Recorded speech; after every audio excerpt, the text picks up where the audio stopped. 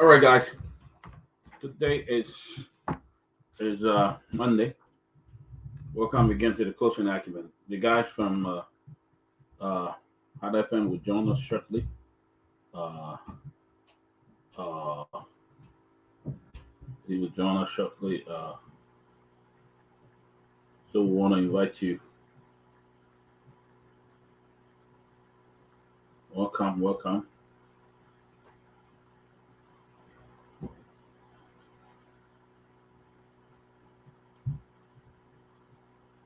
So welcome, guys. Welcome. We,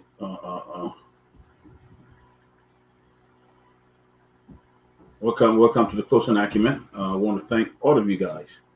Uh, uh, uh, uh, for this, for coming on tonight. And so, I want to thank you guys, all those who donated to us on Friday. It was a very, very generous of you for your donation. Uh, uh, uh, uh, I want to thank you for your gift. Thank you for everything that you've done. Uh, uh, we appreciate you. Welcome, John V. Caddy. Caddy, welcome.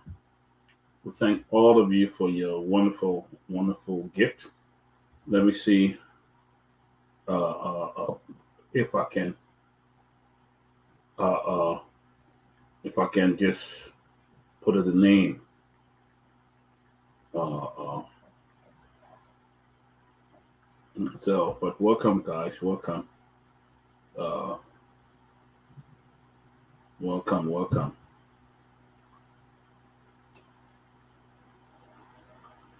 So,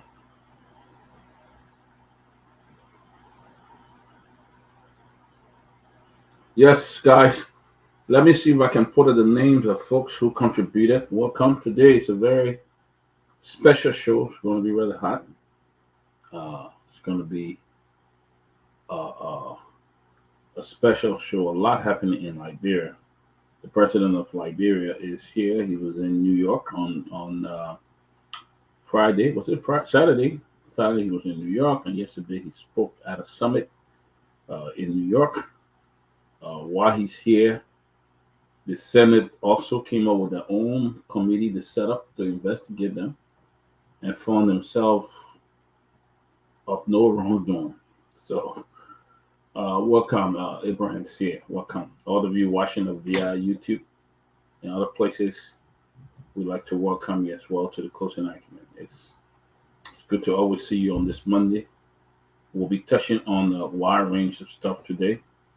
Uh, uh, on the wide range of stuff. So we ask you to come forward, sit in, and let's do this. But we're looking forward to a great show.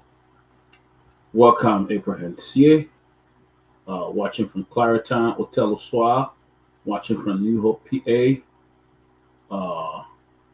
Aisha Pa, she said we are here to correct people in the comment section. Well, yeah, then keep talking. The Kasha will block them. Just simple. We don't play. If you don't disagree, if you disagree with anybody, you don't have to cuss them. People have the view to say what they want to say. I don't care what you do. Jackie Monassier, good to see you. Good to see you. So I don't know why they be cussing people that disagree with them. I really don't understand that thing. You come in, you and somebody disagree, or the person says something, just you can say, "Oh, I disagree," or "I don't like this," but you can't be cussing people foolish. That's not what we're here for, to be cussing people. We should grow out of that by now. Definitely, we should grow out of it. So we should grow out of it by now. Well, we just get mad that we cuss people. Not correct. It's not correct at all. You know, it is not correct. But it's good. It's good to be here. It's good to see everybody as you make your way. I encourage you to share the show. Please share the show as you make your way. We'll be talking on a wide range. That's why Closing Acumen is here for, to touch on issues Asata Miller, good evening, closely Acumen family watching from Soaking. Welcome, Asata. We are very happy to have you as well. Welcome. Very, very delighted to have you, Asata. So, so welcome, welcome. But as I was saying, I wanted to thank people who donated on to our program on Friday. We just want to thank you, and I want to call those names again. Uh, our family, thank you. Trokon Bayou, thank you for your generous gift. Howard Trokon. Julius Brown, thank you for your gift. Robert Garguah did give $200. Thank you. Love to Hawkins, thank you so much for your gift. Love Abraham Kane, thank you. Alice, thank you. Vera Hiding, thank you. Stephen Sly, thank you for your gift. Gwendolyn John, thank you. Rufus Doway, thank you. Marcel Peters, thank you. Alice Chuchu Jones, thank you. Felicia Freeman, thank you. Laura Hawks, thank you very much. Uh, Tomalin George, thank you. Kehleboe Gongloe, thank you. Hawa Masale, thank you. Makan Kitchen, thank you very much. Professor Winifred Smith, thank you very much. Lawrence Kennedy, Professor, thank you. Uh, and all those who gave through Zelle, Ivan Loken, thank you for your gift. Others did donate. I will go to the Zelle and call the name. Uh, uh, uh, Thank you. So the guys will be joining us soon. But guys, there's a lot. I will go to the cell very shortly and just announce Alvin Loki and others. BN Givler Kessley of Delaware. Thank you for that big donation. And the another anonymous giver from around give us that give us a give as well. So we want to appreciate you. Thank you. If you didn't have the time and still want to give yours, it's still here. TCA, TCA, the $ TCA 2500 is the cash out. If you still want to give, still want to be part of it, you can do that. The $ TCA 2500. And so yeah, you can still give if you want to. But we thank you for coming on.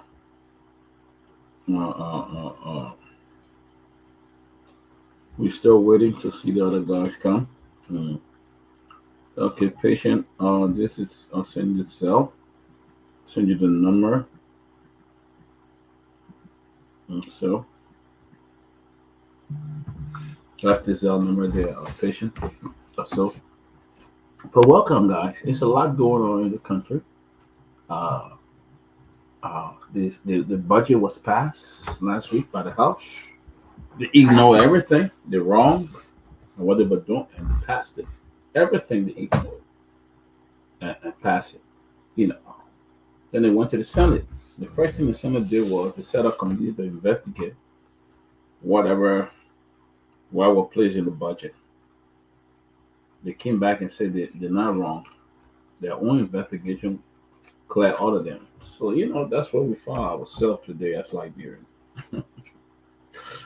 This thing is so funny. That's where we found ourselves today.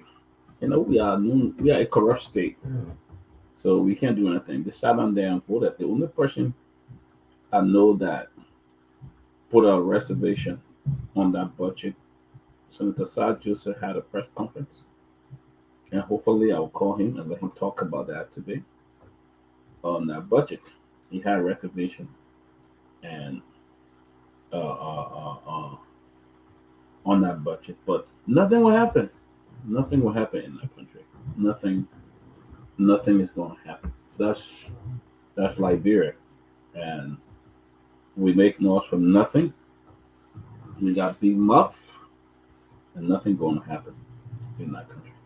We just talk and talk. You see, but we at Front Page Africa want to bring you the news that's free and fair. We don't deal with people. We don't go after people just to tarnish their reputation. We go on the fact. If you in the budget the other day, there were $2.3 million that were added to the budget. Uh, the miscellaneous, unexplained miscellaneous, $2.3 million that was added to that budget, unexplained. Nobody know what's going to happen to that money. They say for miscellaneous, but they didn't explain why that was there. And we sat here, we criticized former president. We are corruption, corruption, corruption. But yeah, we are. We in a big time. There's a lot of things happening in that budget. More money were added to the Ministry of State. Of course, they had to. They added more money there. More money were added. I mean, you look at the thing, you say, wow, Liberia. So I told you the investigation was not going to yield any result. It was not. Nothing was going to yield any result on that investigation. And now I see Chairman McGill, Honorable McGill, is calling for them to investigate somebody else. Like what a funny country. People steal, then they say even call the other person to investigate somebody else for steal. I realize a country, a road calling to my air road. So what God do that? They say God laugh. My game is calling somebody else. They will open investigation. I don't know. I like people can trust people like that. So everything, other going after other people calling other role. How many roles we got in that Senate? How many roles we got in that Senate? And we're sitting here making I understand from the U.S. Embassy in Liberia, they have a visiting U.S. government gested delegation to Liberia. Let me just read this and then we'll continue as the other guy, John. This is from September 22nd to the 24th. An interagency delegation of representatives from the U.S. Department of State Office of Global Criminal Justice, Homeland Security Investigation, Department of Justice Attorney Office of Philadelphia, the Federal Bureau of Investigation will visit Liberia to strengthen U.S.-Liberian cooperation across the justice sector and contribute to Liberia's effort to establish the War and Economic Crime Court. The delegation will meet with Liberian government as well as Liberian counterpart in law enforcement, the legal sector, civil society, to build partnership, exchange ideas, and share experience with regard to prosecuting complex cases in trauma-informed and victim-centric way. The delegation brings extensive experience investigating and prosecuting war crime and other atrocity crime as well as victim support. It goes on to say, we commend Liberia's commitment to build a war and economic crime court. We are proud to send this delegation to Liberia to support local effort towards justice and accountability, said Ambassador Allied for Global Criminal Justice, Beth Van Schuck. We stand ready to be a partner as Liberia takes on this challenge, and we hope this visit will be the start of a productive relationship where both U.S. and Liberian officials can learn from each other. Good news. Very good news. Very good news. And they will go to Liberia and hear of. I believe those who committed atrocity in Liberia must be persecuted. Zero. Straight to believe issue. War and economic crime court. They must be persecuted. No, no cleaning. Let them. Those who killed. There are some people who are still waiting for justice for the family who have died many years ago. My family as well. You know, have people that die from this. And need to bring justice to some of those people who did the killing and and all of that. But it's really sad for our country. What is going on now? We totally good to see you with guests being in your country or going to your country and to hear all this small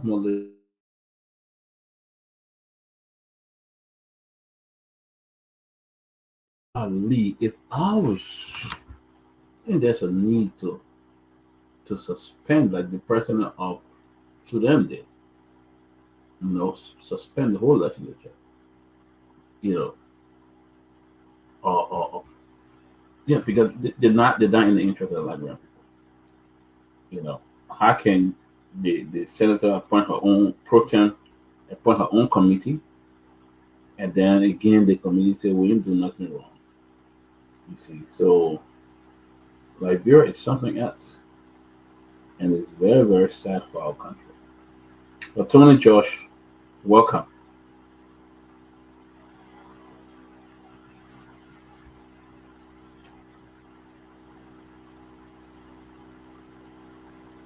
Tony, we can't hear you. You're muted.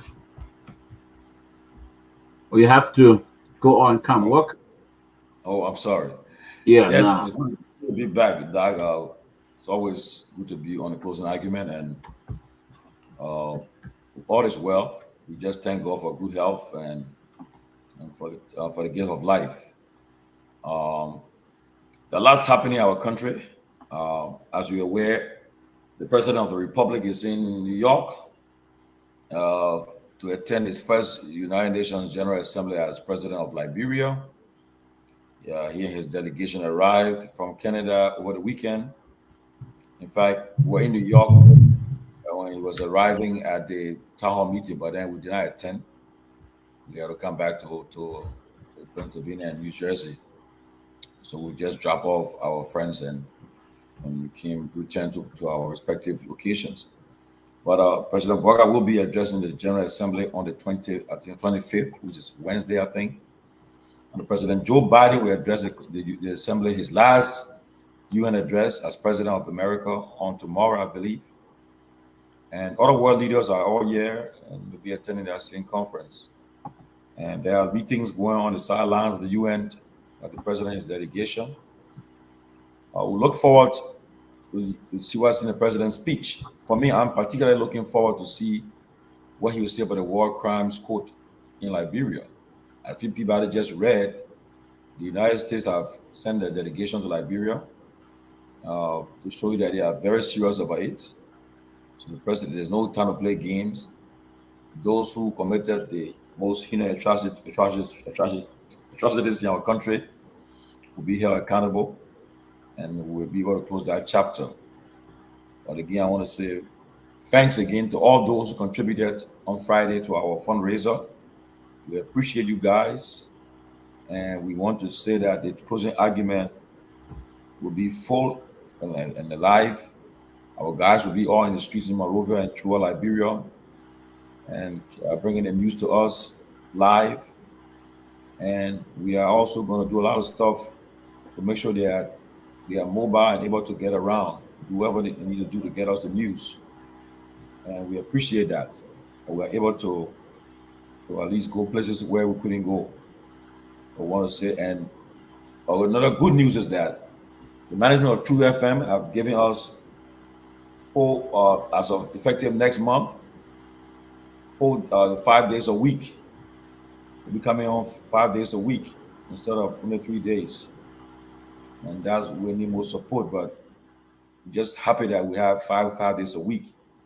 So we'll be coming on every day next beginning in October. So we look forward to expanding our platform and bringing the news as it happens. But again, it's good to be back. And let's talk about the trending news in the country, the budget, the issue with ARA, Ministry of Commerce, all that's going on. We'll talk about it, and we'll give you some issues and facts that are surrounding what's happening. We know there's issue in Unity Party. They are doing an infighting. We know what's happening there. We know why they are fighting each other. We'll bring some news here tonight and so forth. But for now, let us rock and roll. Peabody. Certainly, yes. As I was saying, they have this going on in Liberia that everybody should, there was the Minister of Commerce, and I see some of the people who are calling for his dismissal. I say Liberia, people who have no character when it comes to transparency. So I want us to get into that. What happened? I believe in the facts. I don't just believe in just getting out there spreading things until I get all the facts. And also, the Senate has passed the recast budget.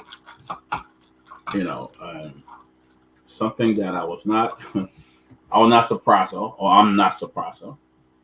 They have passed it, and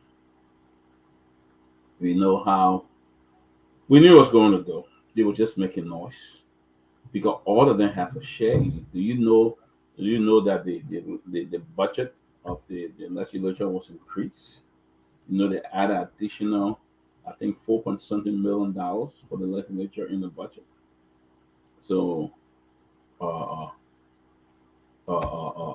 that's going to be. We're going to discuss that tonight. But they added money there for themselves. Why they won't pass it? That's why the committee said they accused them of no wrongdoing. They put money in there for themselves in the budget.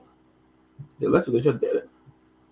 And some of the people you need to watch out for in the legislature, you got men as Prince Myean. Those are horrible people, criminals in the Senate. Horrible. The only thing they go there for to fight for is money. That's all they do. Fingering the budget. They added additional $4 million to the budget. Additional $4 million something dollars to the budget. Then you got people, the former pro-Trump who was sanctioned. You got a group of sanctioned folks, the McGill, the Albuquerque, all of them on committee to investigate itself. What do you expect of that? So, when, so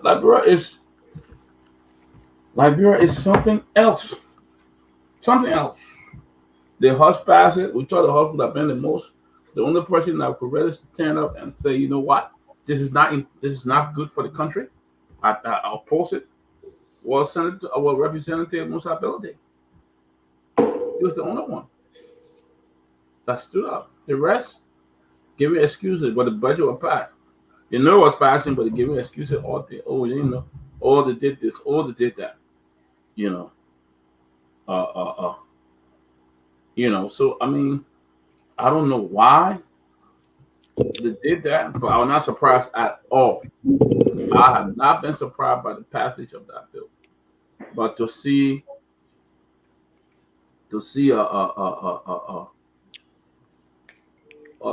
folks said the link not working. Is that true? Chris is trying to come on, but they add a lot of money. They added $1.33 million to the executive budget. They cut some other areas. Some other area who badly needed money. They cut that, and everybody took care of themselves. Everybody took care of themselves. So Julius, good to see you. Welcome, Julius. What's up? Thank you, Dr. Peabody. Good to be on here. Tomalin, how you doing? Yeah, definitely. Like you, I mean, you rightfully mentioned, you know, the gross disregard for the state of the nation is one thing that you know I have sensed from this government. Um, and it's sad. It's sad that we would sit here and talk about these things as though, it's just it's just normal. People have made it to appear as though it's normal. When you speak of corruption, they said the previous government did it. Okay. When you speak of wasteful spending, they will also speak of, have it alluded to previous government. And when you talk about the change that was promised, then they will find another excuse. It's almost as though we have no sense of direction. The level of gross incompetence that we are experiencing from this group of rescue or mission folks is unbelievable. But sometimes, like somebody said to me, Lofa, you guys have to understand that every time you decide to wash your hands, whatever germ that is on your hands, it is your decision to wash them off. So whatever you clean off your hands is at your benefit. Liberians chose to bring upon themselves the level of suffering that they're going through today. Because nobody in their right mind should ever think of or should have considered the Unity Party as an option to move Liberia forward. After the previous records, 12 consecutive years, considering the record and you understanding that you're not bringing back Madame Salif, you're not bringing back a man who sat and made it clear to you 40 some more years of his existence in government, nothing substantial to prove that his existence in government can actually be built upon, and you thought to bring him back to government and give him power. And that's why sometimes as of recent, a lot of us continue to highlight the fact that we have been vindicated. We told you guys, we're not here to rub salt in the wounds of Liberians who are actually going through the struggles right now, but the reality remains. The things that we are talking were obvious. Look, Dr. Peabody, you would never get promotion at your job if you are underperforming. And I challenge any one of you on here today.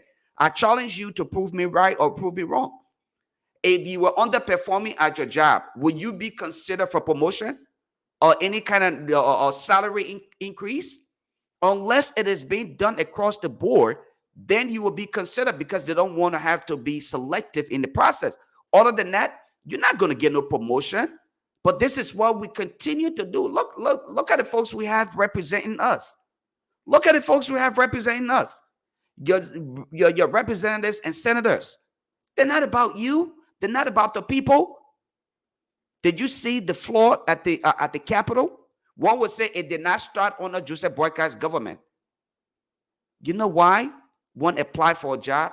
But anyway, let me start. Let me just kind of hold off on here with my intro and say, this is not what we expected or what the people expected. Let me be concise here. This is not what the people expected, but I knew that under President Joseph Numa Boykai's leadership, Liberia won't have gone anywhere, not a step further than where she was, not a step further than where she is, not a step further than where we ever expected to be. And this is what we are saying. The reality is unfolding. All of these boys running from here, going out there just to sustain themselves, because they cannot, sustain themselves in the diaspora because of the competition that exists here. They cannot stand the competition. Right, Lofa. Too many comment. You're right, Lofa. Yes. Look, that's why I'm telling someone just now. Honestly, even those who supported the rescue team, the mission to come on, so those who read it, championed the cause, who fought for them, they are not complaining, and I believe that some of this complaint, somebody again echo. Tell him to turn. The last time I need to turn his audio, whatever it is on the back. Yes, and I'm not. If I believe if they were benefiting or having some seat at the table right now, they won't be running after these guys and attacking them and calling. They want to pretend that they are some moral voice here for the country to say they want to prove their moral voice, all because they are being ignored and they are being forgotten. So I'm not going to join them to do it. So, like the issue about, I don't know what we're discussing first, but we're discussing the budget first. We'll go to the other issue with the ARN. Which one we're discussing first? We started off with the budget. Okay, the budget. For example, the national budget. On Friday, the House of Representatives went and passed the budget, pretending as if they were not aware about what in the budget. Only to find out they got $4.5 million in that budget for themselves, the House of Representatives. But they acted as if to say the Ministry of Finance took it from them and just share among themselves. But they all aware what happened. And if you look at that budget that they passed, they cut education, they cut health, they cut a lot of stuff that the rescue team said that they came to fix. They cut it down and they added more money to Ministry of State and NSA. Okay, they added more money there. Even you'll be surprised. The orator, the lady who presented our 20 speech, they give us some of the money in the budget too. And they give us 10G. The lady want to say blast America and other thing, she got 10G.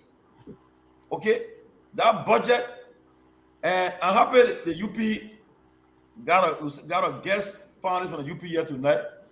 Let me see whether he will come and defend them, and we have to see it. But Apple Asana Corner is here tonight on the UPN. Let's see what happens tonight. But I know you'll meet people at Lofa and Peabody, then you have to face them. So let's see what happens. But on a serious note, the budget that it passed was not in the interest of the Liberian people, and the lawmakers then should not lie and say only the executive. I've been arguing all weekend with people. They shouldn't put all the blame on JMB. No, the lawmakers and the executive are all in cahoots with that budget. They know what is in there for them. They are aware of it. They know exactly everything they're in. They are aware of it. So you shouldn't pretend as if to say the budget is only the executive. No, they're all part of it. They know what happened in that budget. As the program progress, we will break down and tell you with key areas in our budget that we should look at, that they put money in it. In fact, right now, they already have done off budget spending, which is against the law, almost $16 billion. How can they account for it? We don't know. Who will account for it? But let us continue the discussion, and we'll provide more to the discourse. Lasana, welcome. Peabody, back to you. Yes, good to see you, and good to see you, Lasana. Good to see everybody. But yeah, I said Lofa, all of that. Grace will be joining us. Others will be joining us soon. But I was just looking at an article here from Front Page Newspaper, and it said the government U.S. $15 million off budget expenditure in 9 months raises eyebrow, and they wanted to say among the reported 15 million expenditure, the Liberian government spent 2.30609 in the unexplained miscellaneous, an additional 2.5 million on covert operation through the National Security Agency. The House of Representatives used $1.5 million for a sitting, while the Senate used $812,000 for the same purpose. Can you imagine? Can you imagine the House? So what's that unexplained miscellaneous? Why even was there a recast? Guy. Grace, thank you for joining us. Good to see you. So let's begin the show. Let's talk about that. Let's talk about 2.307.609 on miscellaneous, unexplained miscellaneous. What is that miscellaneous? Who want to go first? Lasana, you want to go first? Maybe for the UP government, maybe you can share with us. Well, yeah, that would probably be a good idea for Yeah. the fact that he actually, I'm not a fight from the Senate side of things. He represents Darius DeLonce's office. He probably could give us insight, and I don't know what aspect of the office he represents, but he could probably help us understand on here what it is that the miscellaneous cover when we speak of, all of those things. So I think it's a good idea.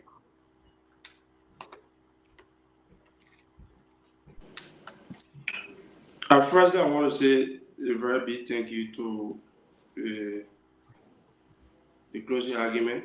It's a pleasure to be on here, provided us the opportunity to be here to be able to speak to our people, provide authentic, balanced information and education to our people across the country. It is a good thing to be here. I think it is also a constitutional responsibility upon every citizen, whether home and abroad, to have access to information and also be able to provide the rightful information to the public. Because almost everything, anything we say up here, we have a negative or positive implication on our country. So, in line with the discussion, I I think we are discussing the budget. It is a good thing to do recast. The essence of recast most often is on the basis of two things. Either there is a deficit or the government is about to do some shifting in priority issue in the budget. And I think that is what the government is doing.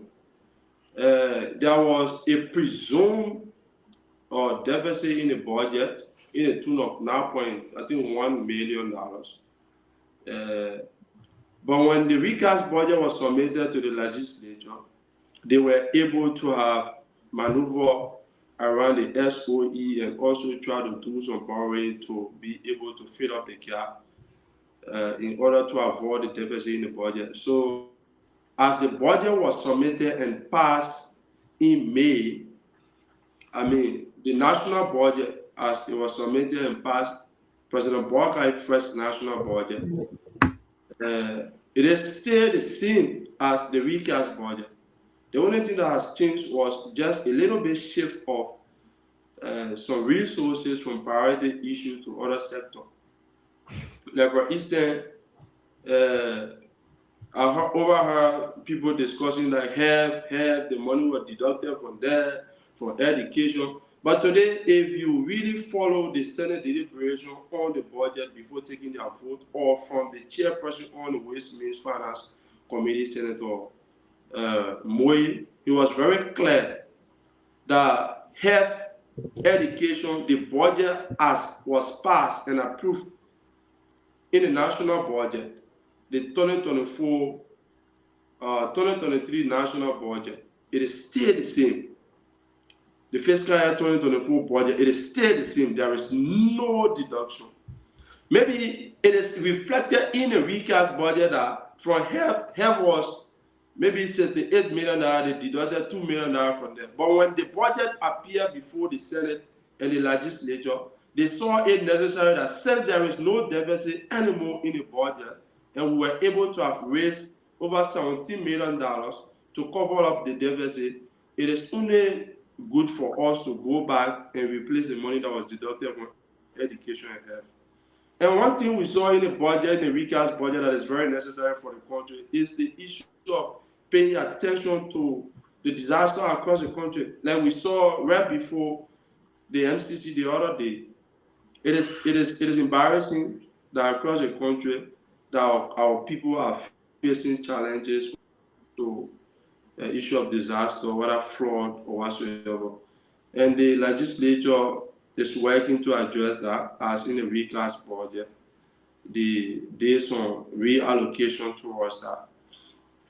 I think the issue of the So, budget, the Lasana, budget is a I'm very sorry, good thing. Lasana, not to Right? interrupt you, And not to interrupt you, but quickly, Peabody, and you can correct me here. I don't think we are discussing the entire budget in its totality, but I think there was a specific question regarding a portion of the budget that you asked regarding the. I think you mentioned of miscellaneous or something else. Can we address that instead of having to, because we are not from the finance background here, we don't want to kind of bring bring that out of discussing it. most of thing when the budget is crafted, there is a portion called miscellaneous, and it is done. There are possibilities of natural disasters, right? So in order to wait to do a recast in the budget, the government will go into that miscellaneous budget to be able to make some interventions. But I don't think having a miscellaneous in the budget, because we have a legislature with knowledgeable people, and we have opposition lawmakers from the CDC. There are more than 20 in the lower house. There are more than 10 in the upper house. So they know what they are doing. So nobody should tell you that the government plays a miscellaneous in the budget that cannot be explained. So we should be able to ask the critical opposition that are there what you are doing. Why you cannot explain to the public what this miscellaneous is for. Okay, now, but you're in the UP. Why you can't explain it though? Why can't you explain it? No, to explain what the budget, So, the budget Lasana, was placed before the legislature. Why? Right? Why a budget that was passed? A budget was passed in May. You had all the experts that went over it. Everything was fine. The Senate to the House. The House said, yeah, everything was fine. The Senate to the Senate, everything was fine. So, and y'all approved. So why is it that you're coming back down and you said that this was not correct? There was some expenditure, additional expenditure. There was money for what? There was some flood somewhere outside the country. I mean, no, I didn't say that. I said the issue of the recast was on the basis of the deficit that was reported by the LRA. There was some portion of the revenue component that was not raised, right? But when the recast budget was submitted before the Senate, the legislature in totality, they were able to have maneuvered their way to raise some funds. Like for instance, LPRC, they went to LPRC and got over 5 for LPRC. They got over $1.5 million for LTE. They got another $1 million plus from Maritime in order to come up with the form that is reported to be a deficit in the revenue component of the country. So the recast was necessary because we are almost in the fourth quarter of the budget. So if you can't raise the money to meet up with the... So Lasana, I don't think our concern here is the recast. The recast aspect of it, we understand that. The key aspect I think your issue is the miscellaneous. Well, okay. Then here's what I want you to again address and be concise with the issue of the miscellaneous, because I'm assuming that you having to represent the laws office, you were opportune to be a part of the revision process. The budget was given to the senator's office, and you having to have been a part of that office. You were opportune to review it, and you did due diligence by asking yourself, where are these funds? Where would these funds be applied? Where are they applicable? What as miscellaneous?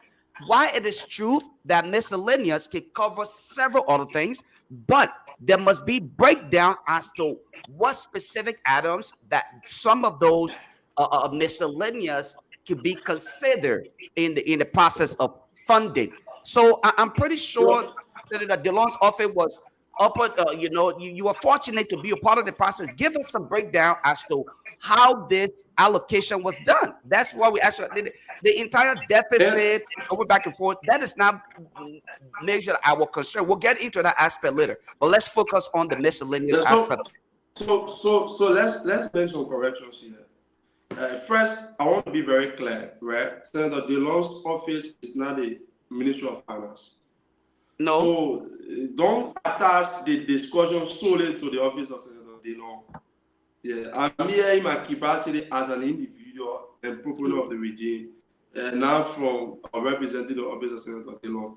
Let's get that clear. And secondly, I want you to be specific. Yeah, so I want you to be specific. When we are discussing miscellaneous, right? Under which budget that you have 3 million or 4 million miscellaneous in the budget? Under which budget? On this plain miscellaneous. I'm asking you. I'm asking you. No, the public is assuming that we are having an unexplained miscellaneous, right? Where, how, under which budget? Is it a recast budget? Have you seen the budget? Or is it apparently you haven't seen the budget. No, but since you have seen it, I want us to be clear. Where, which budget? Let's be specific. Is it under the recast budget? Or it is in the 2024 budget? In the recap budget. Yeah? The recap. Because there is no such thing under the recast budget. I have the recast budget in my phone. And we can display and go through it. There is no such thing in the recast budget, so we have $3+ million as miscellaneous. We can go through it. And I don't think we should have issue of the government having miscellaneous in the budget. These are necessary because, for instance, you have a disaster somewhere, and the disaster management agency is not capacitated. They don't have the necessary funding to make interventions. That's why you go in the miscellaneous, take some funds, and go and make interventions. Right? It is necessary. This is a normal that's practice across the world. You must have a miscellaneous in the budget. Across the world, yeah. Which part of the world are you talking about? Across the world, there is no budgeting without having miscellaneous. No, it is a standardized practice now. Ask any financial expert, they will tell you. Well, let me go. Let me go to Grace, and I'll come back to you. So I also overheard Lofa talking about the issue of the Senate got 800,000 for their special sitting, the lower house got 1 million. So what happens normally? Dr. Peabody said that. I'm here to speak to that. Okay, Dr. Peabody, sorry. Mm-hmm. So what normally happens is that whenever a special sitting is called, the entire legislature is paid in full. For instance, you have over 600 personal staff at the level of the and you have over 1,000 plus central administration staffs. So each of them are paid their full benefits, salary, including gasoline and whatsoever. So if you do the mathematics, 800,000, maybe little for 1 month benefits and salary for the staffers at the level of the Senate, and also at the level of the lower house. So probably that is why the legislature budget left from $53 million to go up to $57 million. Grace, go ahead. Hi, everybody. My name is Grace Guar. So I'm here tonight on the closing argument. If you're on here, can you please share the link for us in the different platforms and in Messenger so other people can have the privilege to be on here? And I would like to welcome Lasana Conan to the platform. This is my first time meeting you. How you doing, sir? I'm good, thank you. Okay. I really the part of the whole explanation of the budget, I don't understand it. I'm still fighting to understand. You're going back and forth because my only thing is that the process, that's what I pay attention to. So for the process of the budget, once there's a deficit in the budget, the executive cannot make any changes. It has to be sent back to the House of Representatives for them to make the changes and approve the changes that they have made. So far, we are seeing the budget process has been fraudulent, and we are very disappointed with the UP government. And to me, the budget that is being passed is invalid for the country. The Liberian people should be very angry right now because there was too much of back and forth concerning the budget. One of the back and forth was that they started to add money to the budget that was already set. And although these things happen, but you have to go through the right process. And then also when it went back to the House of Representatives to approve it, they did not allow the representative to vote individually. They rather said yay and nay, and they just passed the budget. That too is fraudulent. This government is a roguish government, and I stand on my word. I mean what I said. They are not proceeding well. What they're doing to the Liberian people is very bad. The Liberian people should be very upset right now and getting into the streets and even demonstrating because of this budget. The budget was cast in a way and passed in a way that is not right. And when it comes to the policies and the Constitution, so it's not supposed to be that way. I'm very disappointed in President Bouakai because I really thought the people felt they needed him to be there, and I thought that maybe he would know better. So there where I am with this whole budget thing. So, the whole process is just fraudulent to me. Well, for me, I think you have the right to express your dissatisfaction. But almost everything you said, the issue of the budget being fraudulent, the passage of the budget, you cannot blame the executive for that. You have a legislature that is independent, right? For interference from the executive. They exercise their functions and responsibility. That is why it is clearly placed in the Constitution that we have a 3 coordinated but separate branches of government. So if the lower house voted the way they voted, you can't blame President Bouakai for that. If the Senate voted the budget the way they did, you can't blame them for that.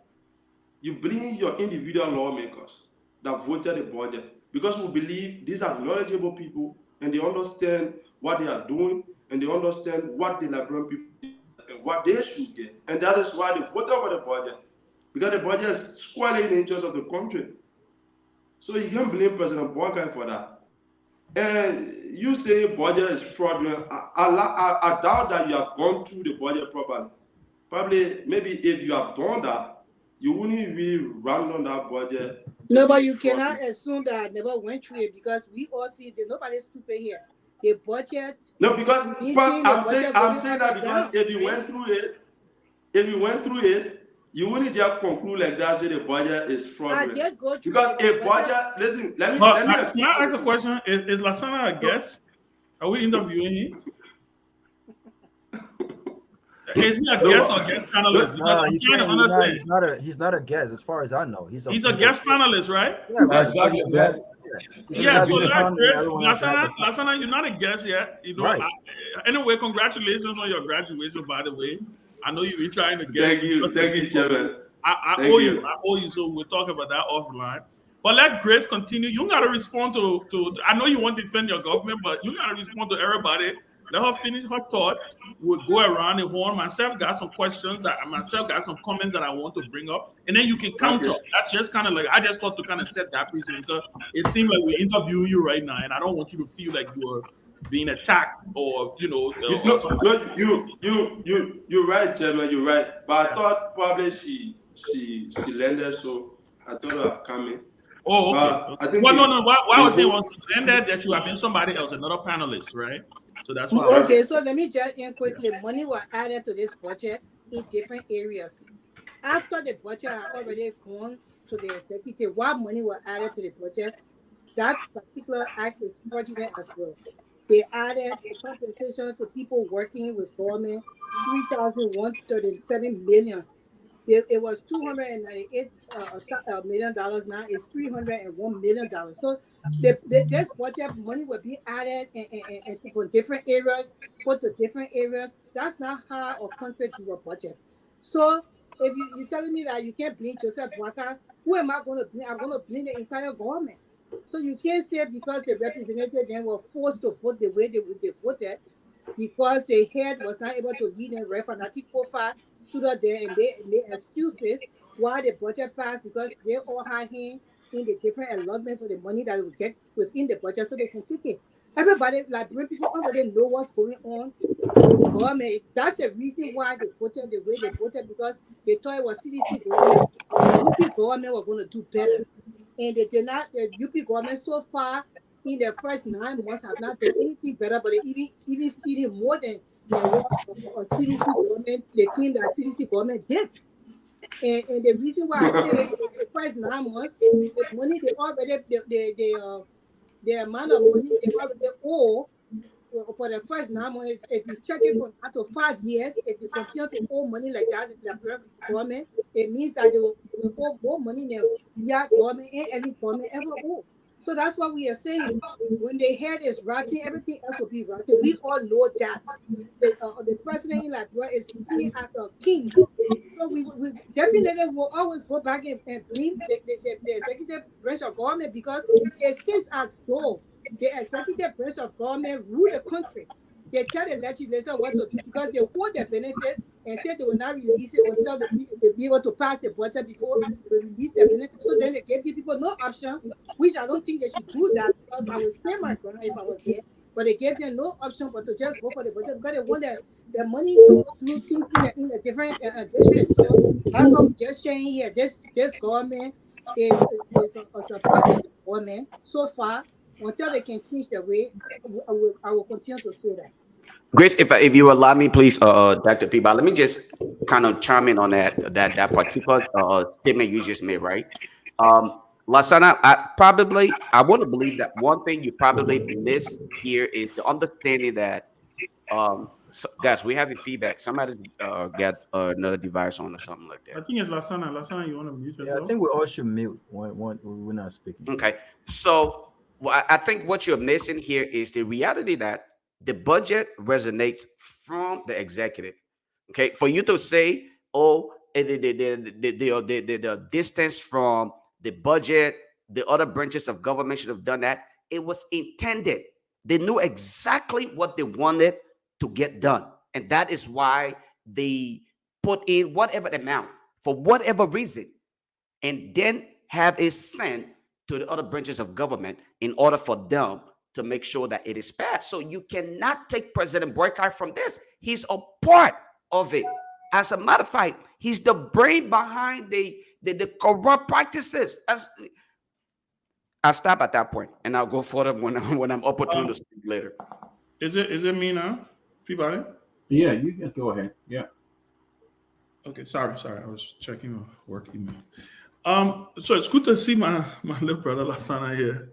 I think you probably are gonna be having one of the most difficult jobs for the next couple of, how long you intend to be a guest panelist here. I think this government is look, first of all, I'm not shocked. I'm not surprised. I think we consistently said over and over that the Unity Party did not represent change. They did not represent the change that the people were yearning for. I think people got all caught up in the notion that they wanted to replace George Weah at all costs. So this notion of anybody but Weah came into play. Now, when we talk about the national budget, I think I agree with what Lofa said. Look, I'm in full support. And let me state for the record, I'm in full support of the national legislature passing the budget. This is the first year. This is the first budget of this president, right? The Liberian people voted for this president. This man has not even been president for 1 year. He has not even been president for 1 year. He's been president for 9 months. The Liberian people voted. Elections have consequences, right? The Liberian people voted for this government. This budget reflects Joseph Boakai's presidency's priorities. That's what it does. So I think when people vote for something, you should give them what they vote for. The Liberian people, at least a tiny percentage, a tiny majority of the voting population, decided that this is the change they wanted. So my argument is, I support in fact, full-fledged, I think the initial budget that was submitted by the executive to the legislature is not even the budget that was passed. The legislature actually went in there and made some changes. You can go line by line. There are changes. Today I was listening to in fact, by the way, I did some of the research myself, but just to give him some credit, Julius Jed, he was talking about some of the line items that was originally proposed and that the executive reduced. Drug Enforcement Agency, they slashed money from there. This other place, healthcare, LACE, Liberia Agency for Community Engagement, Empowerment, they slashed it.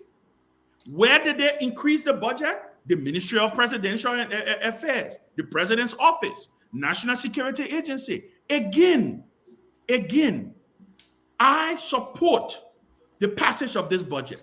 Not because I want the country to fail, no, but I want for President Boakai to be giving the benefit of the doubt to run his first budget. This is what the Liberian people voted for. I think the Senate and the House of Representatives, if they have passed it, I think there was a recast. They were debating. I don't know. Maybe Lasana works in the Senate. He should be able to tell us if that budget has been passed or not. I think they were supposed to do a conference committee. But I think this clearly shows where the president's priority lies. This president came into power. The first thing he did was to take a drug test. We haven't heard anything else about the fight on drugs.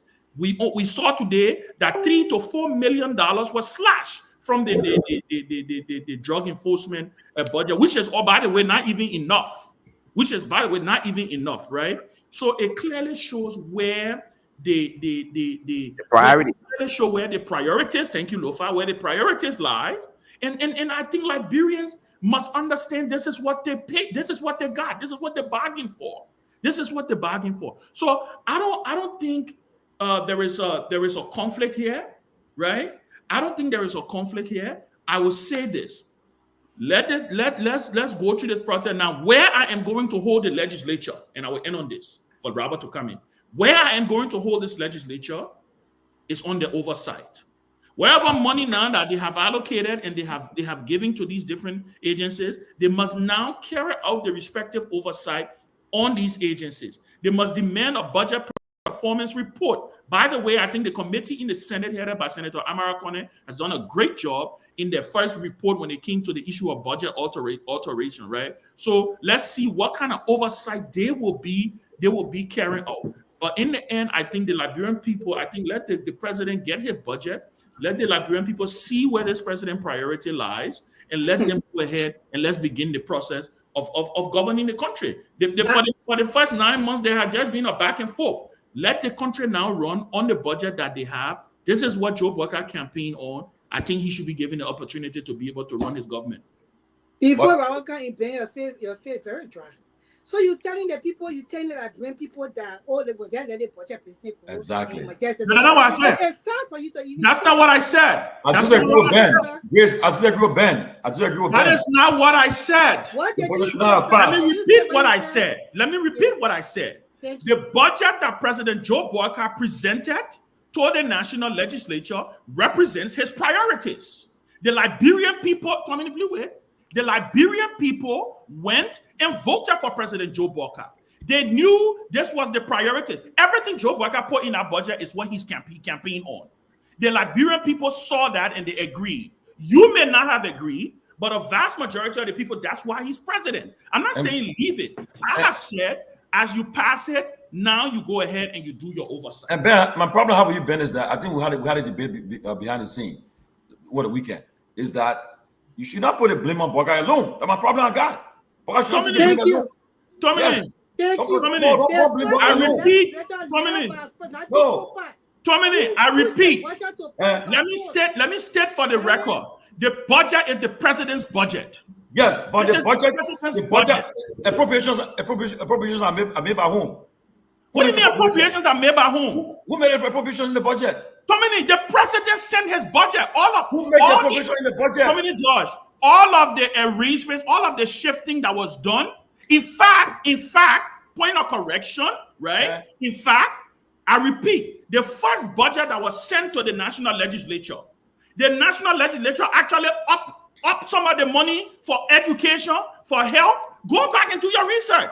My concern is who makes the appropriation in the budget?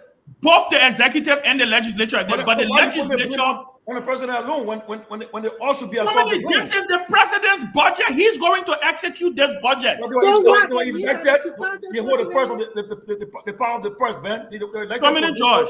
2 minutes, George. Okay. And let me end on this note for everybody else to come in, right? 2 minutes, George. I will repeat what you said. Your argument in the back to me was that we should shut the government down. First of all, I think that's irrational. You know why I think that's irrational? Let me tell you why that's irrational. The legislature cannot shut the government down because guess what's going to happen? Politics will come into play. You know how everything ties onto the Liberian government. If the Liberian people are serious and they want the government to shut down, let them demand that the government should be shut down. Let them go to the So then national why the voter and call for the represented in thing to be shut down. So let me come So in. if I can Let understand Robert from come here. in now. Let Robert. Robert have Let not me come in for spoken. a Let second. Robert come in now. So no, let me come in, please. Let Robert come in. So I do slightly disagree with Ben on a few things. One, the manner in which the budget was passed, from our perspective, I don't think that it should have been passed the way it was passed. And I concur with Representative Musa Ability. The way it was passed should not have been passed. Two, you said that there's no conflict. There is conflict. Let's not forget, even though you and I are not shocked about what's happening, but this government ran and promised the Liberian people that they will be rescued on grounds of massive corruption that they said, according to them, CDC government were doing. They said that they will come and rescue the Liberian people, provide jobs. The budget would have reflected the people's interests and all of these things.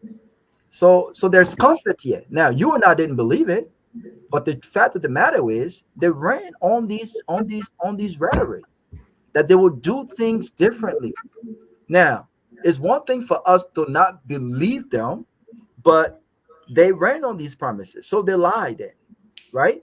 And so when we're seeing the conflict in the budget, where you talked about the reduction on all of these key areas, but yet instead they're increasing the budget when it comes to the executive mansion and all of the different entities, there's a conflict. Yeah, obviously there's a conflict with regards to what they campaign on and the reality of what we both expected of them, right? But there's still a conflict here, right? Now, when they talked about unexplained expenditure, now, Ben, you and I would agree that if the national budget, and I stand corrected because I'm not a budget guy, I try not to dive into areas that I don't understand, but we both can agree here that if the government needed to spend money, and if the operations and the doors of the government needed to remain open, why did the legislature not pass a special budget? Why?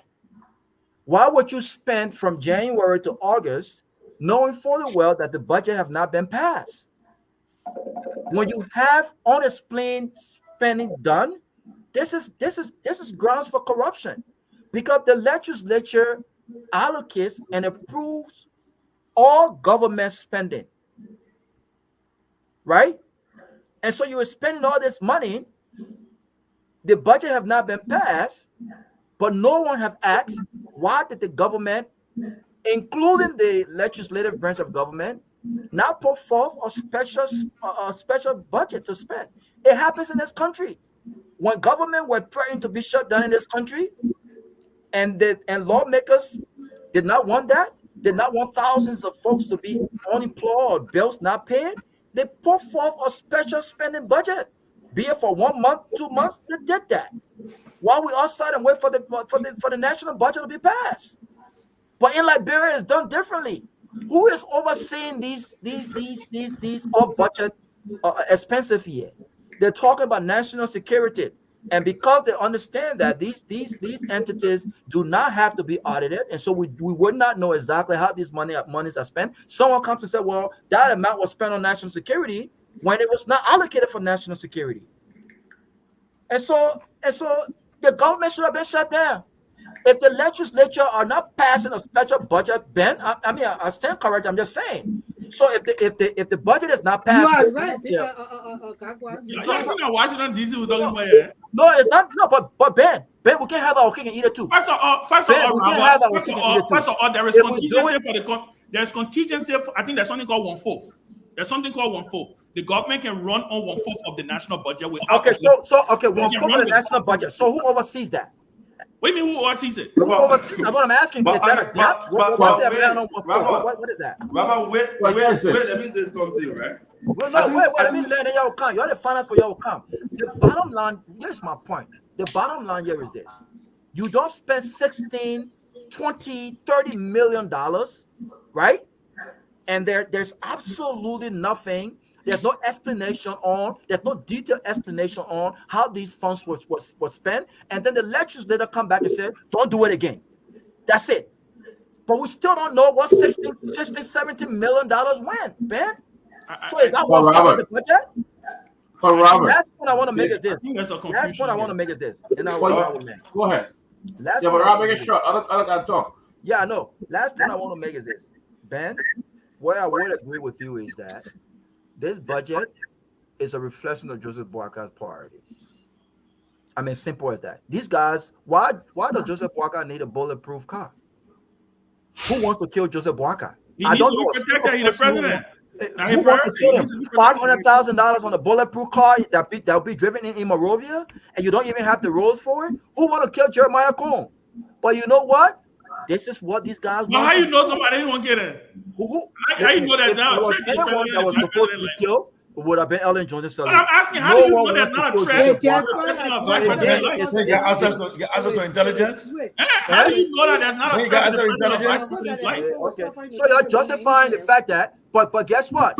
These were the same guy questioning what George Weah got $150,000 escalate from. You see? But again, this is what they voted for. And I'm glad that they are rescuing the country. Let them continue to rescue. I'm enjoying the kind of rescuing that they'll rescue. Let them continue to do this. By the end of the day, the legislature has a part to play in this mess.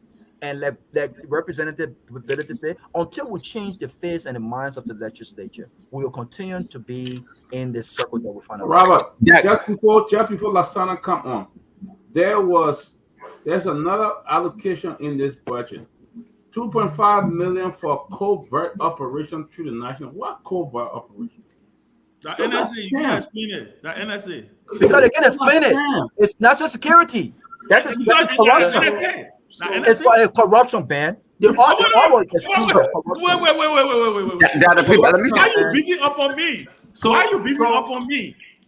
This is how you're supporting it. You sound like you're supporting it, Ben. You sound like you sound like supporting what? I'm telling you. I am telling you the reason I'm saying this is because this from since we couldn't Gene or Hall, NSA has not. NSA don't explain their finances. They don't. Yeah, you actually when the president came to office, he said you are going to audit NSA. He decommissioned the audit. He did. Well, he can authorize one. So here, I think from my understanding here, this is what Ben is saying, and I hope I am right that Ben is not simply trying to support. Ben is not simply trying to support the bad governance here. I think Ben, in other words, is saying, tough love. This is what the child, as parents, when you warn your child, don't get out there and do bad things, and that child purposely ignore your recommendation. When they are caught in the act, let them experience the pressure or the pain. Then when you talk to them again, they will realize it. But here's my point though. At what point in time do we realize that we must hold people accountable? Why it is true that Liberians voted the way they voted. At what point in time do we start to hold these corrupt government officials accountable for the consistent stealing? There is no way to even call this corruption. Consistently, they're stealing from the people. At what point in time do we start? So let's that's not coming. So I think when I see people on the show here venting against the government, it's a good thing. But I think we should be very careful as to how we do so, right?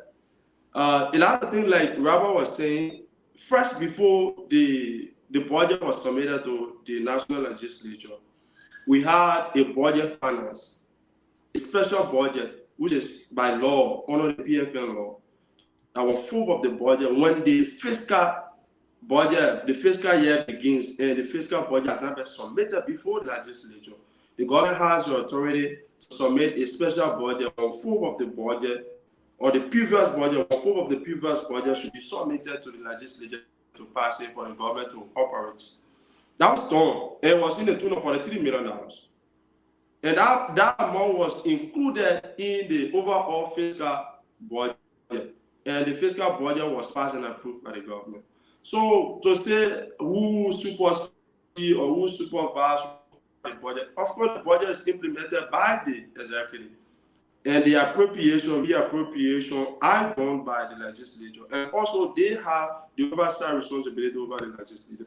Like everyone would say, the budget that was submitted to the legislature is a reflection of President Boakai's arrest agenda, and it is implemented. I mean, it is vested in that budget. If you go through that budget, for instance, education, we had the University of Liberia. The previous budget under President Weah was $25 million. President Boakai pushed the budget of University of Liberia to $33 million. That is a significant improvement and a step towards improving education in the country. Right? Let's look ahead. Right? So you go through the budget. These are not fallacies. We have the budget, you have access to the budget. The previous budget, the previous government budgeted $25 million, which was the highest ever in the history. We're not talking about the previous government. $25 million. We're talking about how fraudulently. Listen. Money was added there fraudulently, and it's not for the interest of the people. That's what happened. Keep to do better than we are. That's why. And you're not doing that. To increase the budget. So if you think $33 million is not in the interest of the people, then you should be able to make recommendations. Maybe we should do half of the budget to be shifted towards education, right? I think that would be in the interest of the people. But I think that $33 million for the University of Liberia alone was necessary. And across the country, you have stop jumping. Right? They could have increased the University of Liberia the allocation. They didn't do that, but rather put in fraudulent amount to fraudulent. That is not going to benefit Liberian people. You have to wait for operation. There's what they are doing to the Liberian people that will come and turn the people. So I think we should have current year, we should have the current year. So let's we do. So give me the chance, let me go through, then you will come back. But you're talking too long. When the thing you're talking, no, we're not going to accept that. Yeah, I know you're not. Let him finish. I feel sorry for him. Just to see where you're saying things that we're not comfortable and they are far from the truth. I know it will always be like that. Asana Len, but I rather feel sorry for you. We have differences of ideas. That's not true, Asana. We know you're different, but you can't say that. Asana, go ahead. I give you. So I know, my grace, I know you're angry, but you gotta calm down. Why y'all always like to say these kind of things? But when people say the truth, like brother, y'all say they're angry. You're so what you consider as angry? true? Well, I live a freaking good life here. I care about who people suffering. But you have a right to be angry because that is your country now. So you can't say I'm angry. I'm not angry. I have today. I got more food to eat. You have the right to be angry. Angry what with you? This is your country. You have every right to be angry. This is your country. I will not be angry. I will not. No, anything happens. Let me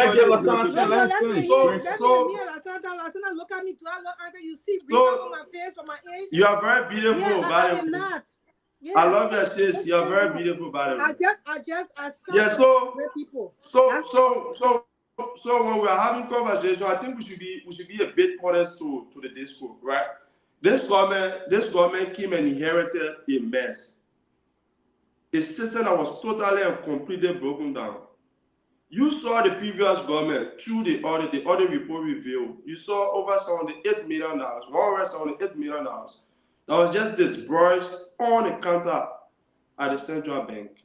So the government, in the heat or in the mix of all of these, serious crackdown in the system, they came and proffered a budget of over $700 million.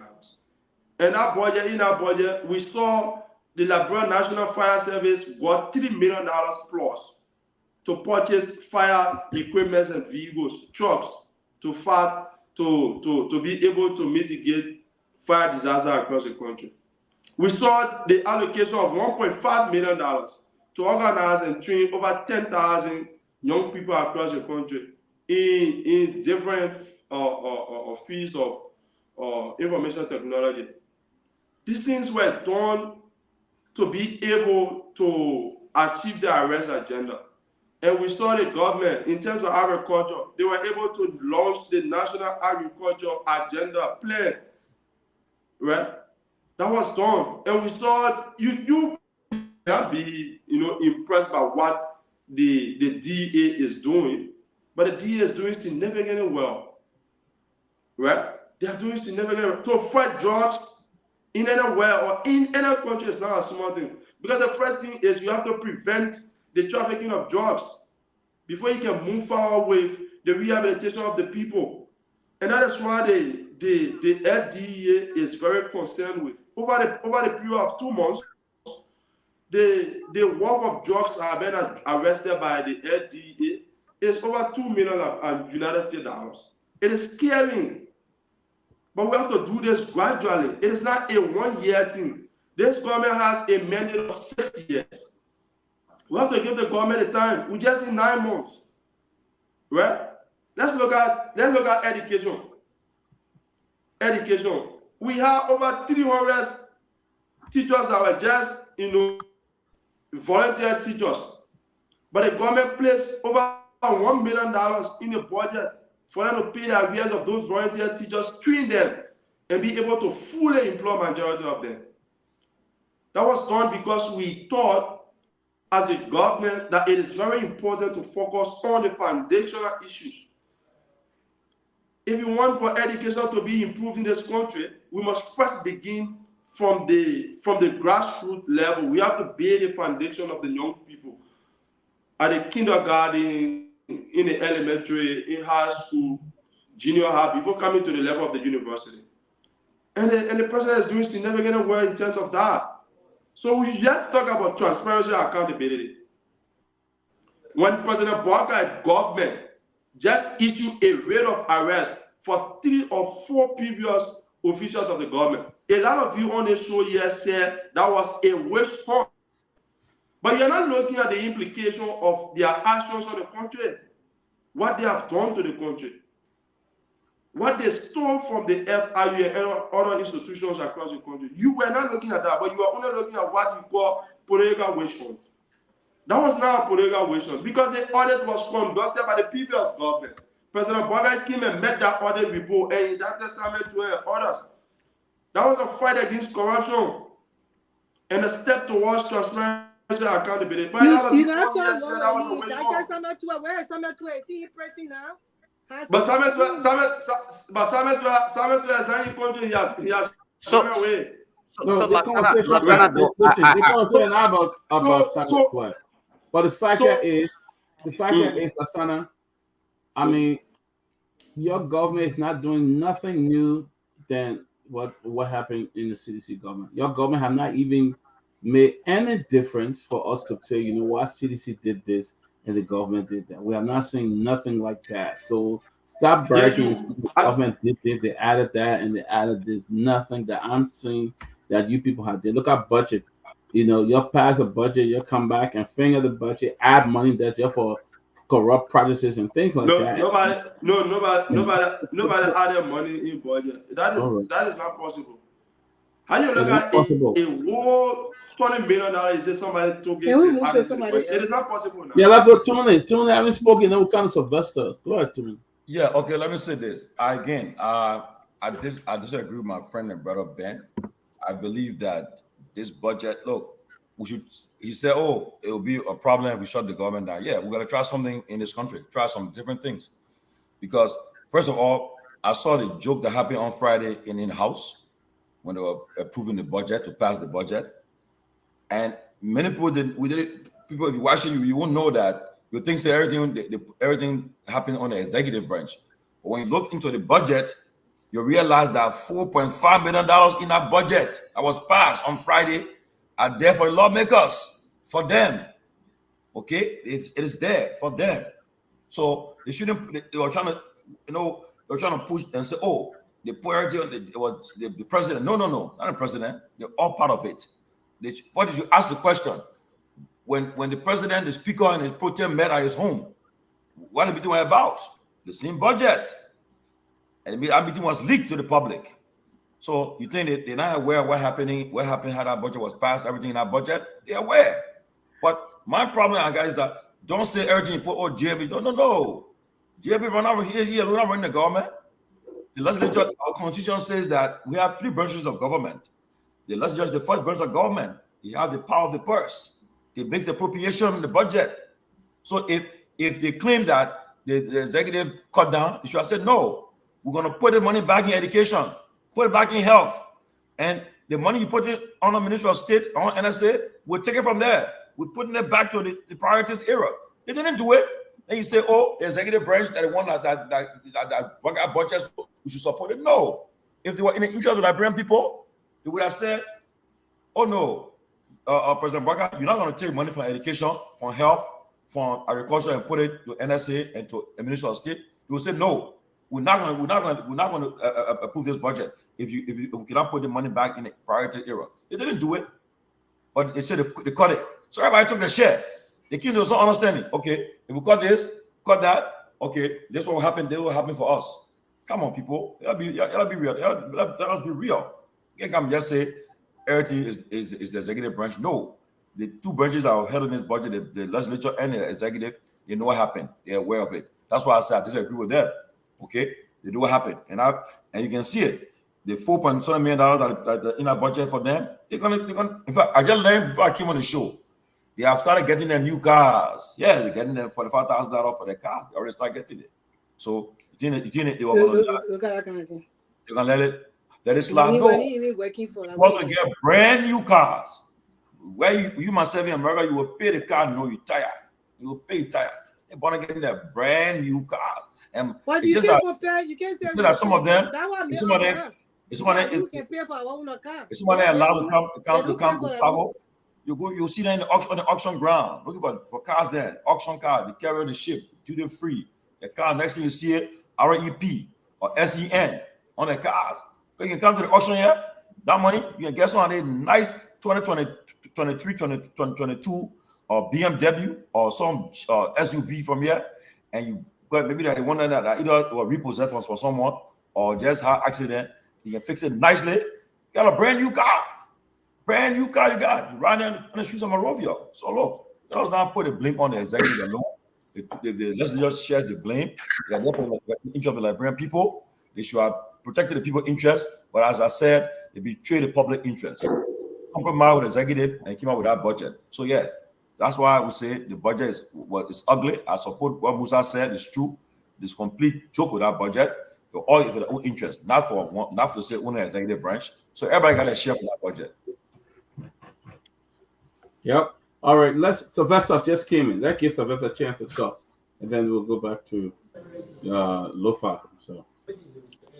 Yeah. Thank you. Timothy, let me just come with this information quickly. Where you concluded from. There's no room to buy a new car as per the laws, the regulations. They have to be a brand new vehicle.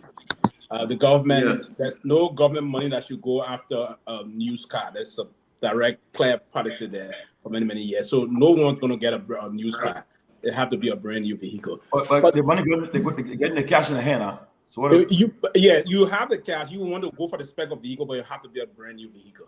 And then after 3 years, after 3 years, it reached the depreciation. That paper, after 3 years, again, another 45,000. After 3 years, it's downgraded, depreciated. It's a total waste of money. A new car should be valid for 10 years, not 3 years. 3 years, you get about a new car. Thank you. Waste of people's money. Exactly. So why people in the country can't even find food to eat? Can you imagine how wicked these people are? These people are wicked set of people. That is the basic of that. I just thought to say that quickly. Yeah. I listened to my dear brother, but he left. I think he's off a little bit of maybe his tone.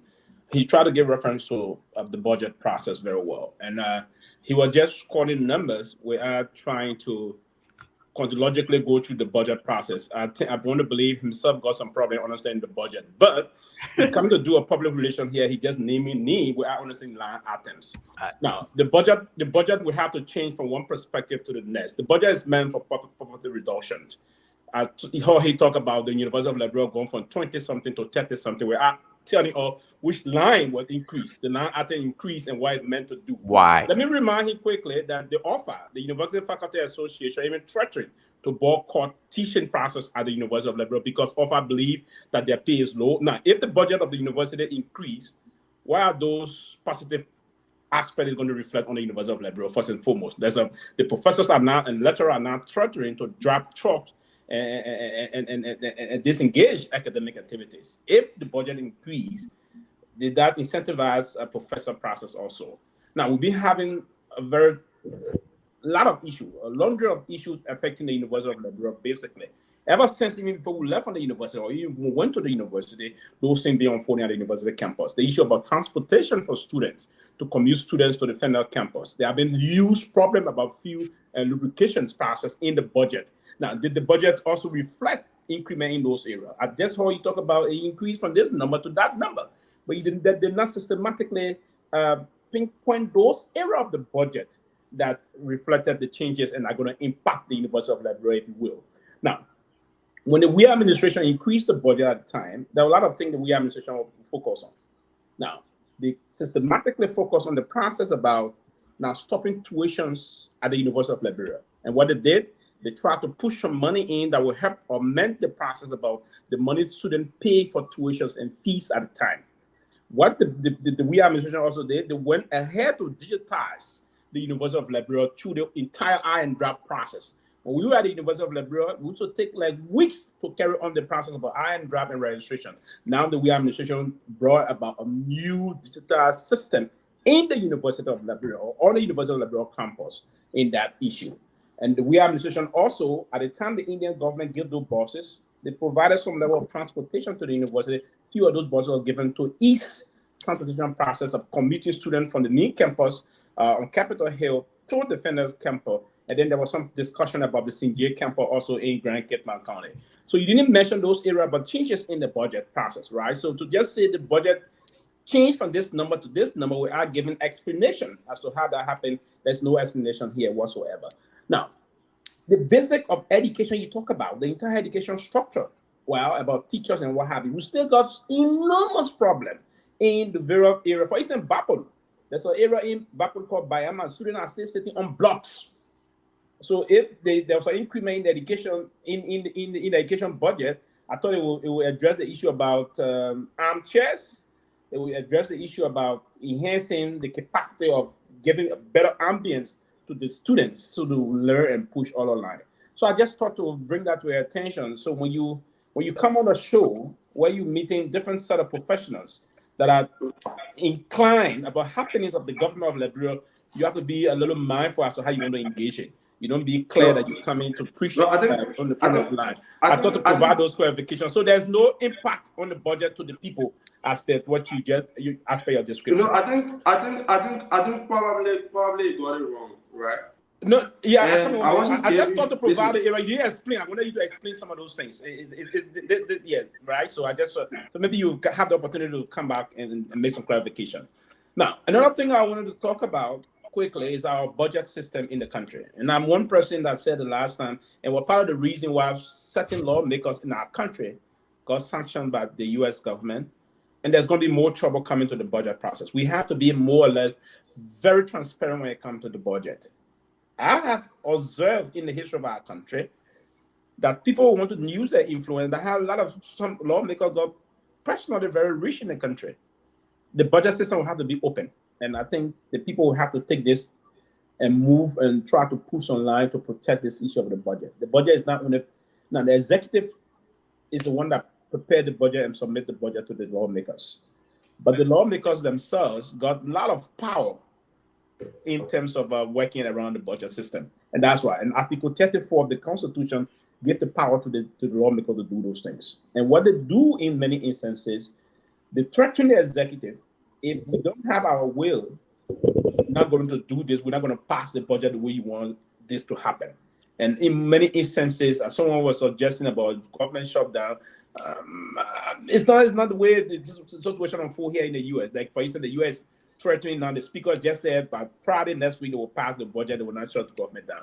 It do happen here, but it's difficult to happen in the country because we do have an amount of 1/12. You're saying 1/4, not 1/4, it's 1/12 1/12 of the budget of the previous budget can be allowed to be used until the budget process is handled, while the lawmakers and the executive handle those things. In that 1/12, but you can't go above 1/12 until the budget is finally passed, right? But beyond those things, we can put some critical need where we need to put the things into place and agree with them. For instance, the lawmakers, the money that coming to collect, now they started getting the vehicles already. Beyond that amount of money, there's other money they're chunking somewhere in the budget for themselves. Now, the executive is not going to ask that question because the executive themselves actually will have to, they need certain projects to carry out. So it will be difficult for us to do that quickly. Robert, I'll disagree with you a little bit on this one. And it's obvious. The war is over. There's nowhere, Robert. I'm doing security training now in school and what have you. So I will bring that perspective. The risk assessment in the West African belt is half for every African president. There's a risk assessment done. There's nowhere in Africa now you'll see an African president that will go around or war leader that wouldn't drive a bulletproof vehicle. I mean, it's just obvious. That's the president of the republic. For me, on that line, I agree that they can go. You don't have to go for an extraordinary custom build. We have some, it's not going to be around 500,000 for the set because the president vehicle is always going to be two sets of 4 vehicles. That's it. 2 sets. It's always a pair, right? So the vice president is seen. 2 are going to be a pair of that. I would agree that the president and the vice president do carry a bulletproof vehicle. That is obvious. That we can find means for our country. That's a country, Robert. That's the Republic of Liberia, right? Lofa comment. Yeah, go ahead quickly. Let me ask you a question quickly, Lofa, please. I wanted to ask you quickly, is there any way you can explain to us, since you've been working in this like real government, how is it that which law was passed concerning these lawmakers getting $45,000 brand new car every I said 2 years or 3 years, and who government that law will pass through? Because is there any way that they can change that law, since the country is a poor country and the people are suffering in the country, and that money could be allotted in other ways? At least they can get a $30,000 or $25,000 car and take that money and put it in other places for the country and the people in the country to benefit? Okay, yeah. So there's no law already, Grace, that is on the book that they passed. But the lawmakers themselves, it started from the Child Student Administration. I'm not inclined to really give you the story in the Doe administration. And basically, no, I'm not. But the Taylor administration started that. And then the Judy Bryant administration was also the NPRAG government also did, when they brought this, when you heard the news about the Grand Cherokee Jeeps. When the Grand Cherokee came at the time, they allotted some money. So what they do is that they allot money in the budget for themselves. So, and they decide as to how to want, but they are the lawmakers, and that's the process here. They make the law, so they would allot the money. So it started actually after the Judy Bryant administration. It started happening actually during the Madam Salif days. Madam Salif was the first president that went against it, but it didn't work for her because they told her, if you go against this, everything you put in the budget for development will not pass it. So she had to agree with them and had the thing started. So there was a time she came in the USA, and she even said she didn't give it to them, they took it, right? And then that was a very big news, and they got mad with her on that. So every budget period, they will put the money in the budget for themselves for that. They put the money in the budget for themselves. Now, there was a time the money was any more. Some of them were putting up the money of almost 55 to 60,000. It was then, I think Amara Conan, as Minister of Finance, said, no, this money was too much for one person to buy a vehicle. So that's the time the government passed a law now. Now, there's a regulation in the government that no one will buy, no government official across the entire government will buy a vehicle more than $45,000. That's how they set the ceiling now to $45,000. But yeah, every budget period they put that there. It's wrong, actually. And this will be for 3 years. Brand new vehicle for 3 years. Every budget period, they put that there for that amount, which is $45,000. Here's what some of them would do. Some of them would take the $45,000 and go for a vehicle worth, some of them, $25,000 to $30,000, or some of them that got money. They would take the $45,000, put it down, and then add a little money on it and buy. So, for instance, people like Edwin Snow, normally Edwin Snow would buy a vehicle worth $65,000, $70,000. He will add, those that got more money will add the money now and procure the vehicle from elsewhere and from around $60,000, $70,000 vehicle. But yeah, they put it in every budget period. After 3 years, every 3 years, they put that money in the budget for themselves.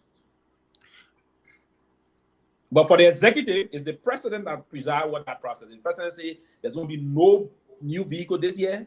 There's going to be no new vehicle. But now you see, they violated that rule for the commerce minister to be running a vehicle worth almost $90,000. $90,000. Very unfortunate. So in that regards, Pewee, here's what I frown on often when you speak to these things, right? Mm-hmm. Pewee, not everything that is constitutional is ethical or moral. And let's look at it from that perspective. Let's be realistic here, considering the country that we're from, the country that today you and I can look at and say the referral hospital, JFK, locks medications. If we are to speak of other referral hospitals in the country, are we logically spending like we're supposed to? Won't you consider that a form of wasteful spending? You look at an individual and you give him $45,000 to purchase what? And for what purpose? What impact are they sincerely making? Let's forget about that part of it, right? Let's talk about what you spoke of earlier. You said the president. The president being the president because of security risks around Africa. So it's okay for him to drive around in a bulletproof vehicle, for Christ in heaven's sake. Logically speaking, can you tell me today, Pewee, that anybody in Liberia want to bother President Barkai or hurt him? I dare and I challenge anybody on this platform to tell me whether this man who drove around in a 1997 Toyota something to go and run campaign, nobody bothered him. Right? No. On a serious note, nobody bothered this man. He stood in the public. Matter of fact, he stood on the back of a vehicle that was moving. Nobody bothered him and thought of the risks. I think we are playing with the lives of innocent people here. And I see my young brother, Lasana, out here attempting, because he's rather not defending, he's attempting to defend the fraudulent activities of those who find themselves in leadership. And hopefully, as you go on, you will come to the realization that it is at your own detriment that you defend these criminals because they are taken away from you. You're supposed to benefit from quality education. When they start to take away from quality education, or they pretend to allot funds to education, but they cannot provide detail what aspect of those budgetary allocations are being made, it is at your detriment. When young people are dying from curable diseases, when referral hospitals in the country are not being provided budgetary support so that they can support the people, then it speaks to why they're not even providing what is supposed to be providing. Let's be honest to ourselves here when we talk national issue. These things, why it is true that we want to politicize it in the best interest of our political institutions so that we can come across as being, favorable. But the reality remains. The reason why this government was voted into office in the first place is because they thought that President Weah and his lives were underperforming. That is the reason why you chose the slogan, rescue. When you chose to run on that slogan, you knew there and then that there were wasteful spending taking place. There were situations of just gross disrespect for the law. There were lawbreakers whom you will refer to as lawmakers who just did not care about anything that was happening. Until today, the likes of Yeke Kolubar or Representative Musa Hassan Bealded and other people are now standing up. But to what extent are they really going to challenge some of these budget and the programs of applying all of the budgetary allocation? It's almost, we can notice these things. So don't come here and tell us it is constitutional when we know that our people are dying. It is not constitutional for our people to die from curable diseases. When, of course, we have the funds. Lofa, quickly, Lofa, I'm not cutting you off. Quickly, they do an amendment, and the people have to move and petition the lawmaker to amend the Constitution. But if I may be listen, I may not like what is unfolding. Sometimes we don't catch what we want to say, right? We the people, we got the power. Move and petition them to amend the Constitution, make some changes in the Constitution. But in order for the people to do that, I think the likes of you and other people will have to highlight these these bad practices for them to see for themselves, because that's part of the reason why you're serving this purpose. If you highlight those things, Rob and Julius, if you highlight those things, but still the thing is the law. That's the law that governs the country. They will say that the law. That's the problem. That's the irony about it. Let's go to Lasana, then we'll it's pathetic, my brother. But Lasana already spoke. Let me can I ask you something real quick? Doc, please. What? And then Lasana can come in. But to not Lofa, but to Sylvester point, I think I understand where he's coming from with regards to the law. The law is the law. Yeah. And again, it goes back to what Representative Bealded said. One person cannot. I mean, you can have a voice, but you need more than just one Musa Hassan ability, right? You need a change of legislators, right, who understand that these laws are not in favor of the people.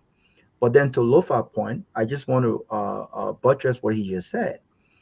As we speak, I'm not sure you guys remember, about a year and a half ago, 2 years ago, the under-17 Lone Star team got disqualified because 2 of the 25-man delegation were beyond the age of the tournament. It was under 17. When they went to do the MRI, they noticed that 2 of the players did not pass the MRI to be 17. The elephant then said that they were depending and trusting on information given to them by parents, right? And we're back at square one. The under 17 is now preparing for a similar tournament I believe in Guinea. And here's what's happening. In the entire Liberia, in the entire country does not have an MRI at 1.5 T scanner in entire Liberia. And you know what they're doing?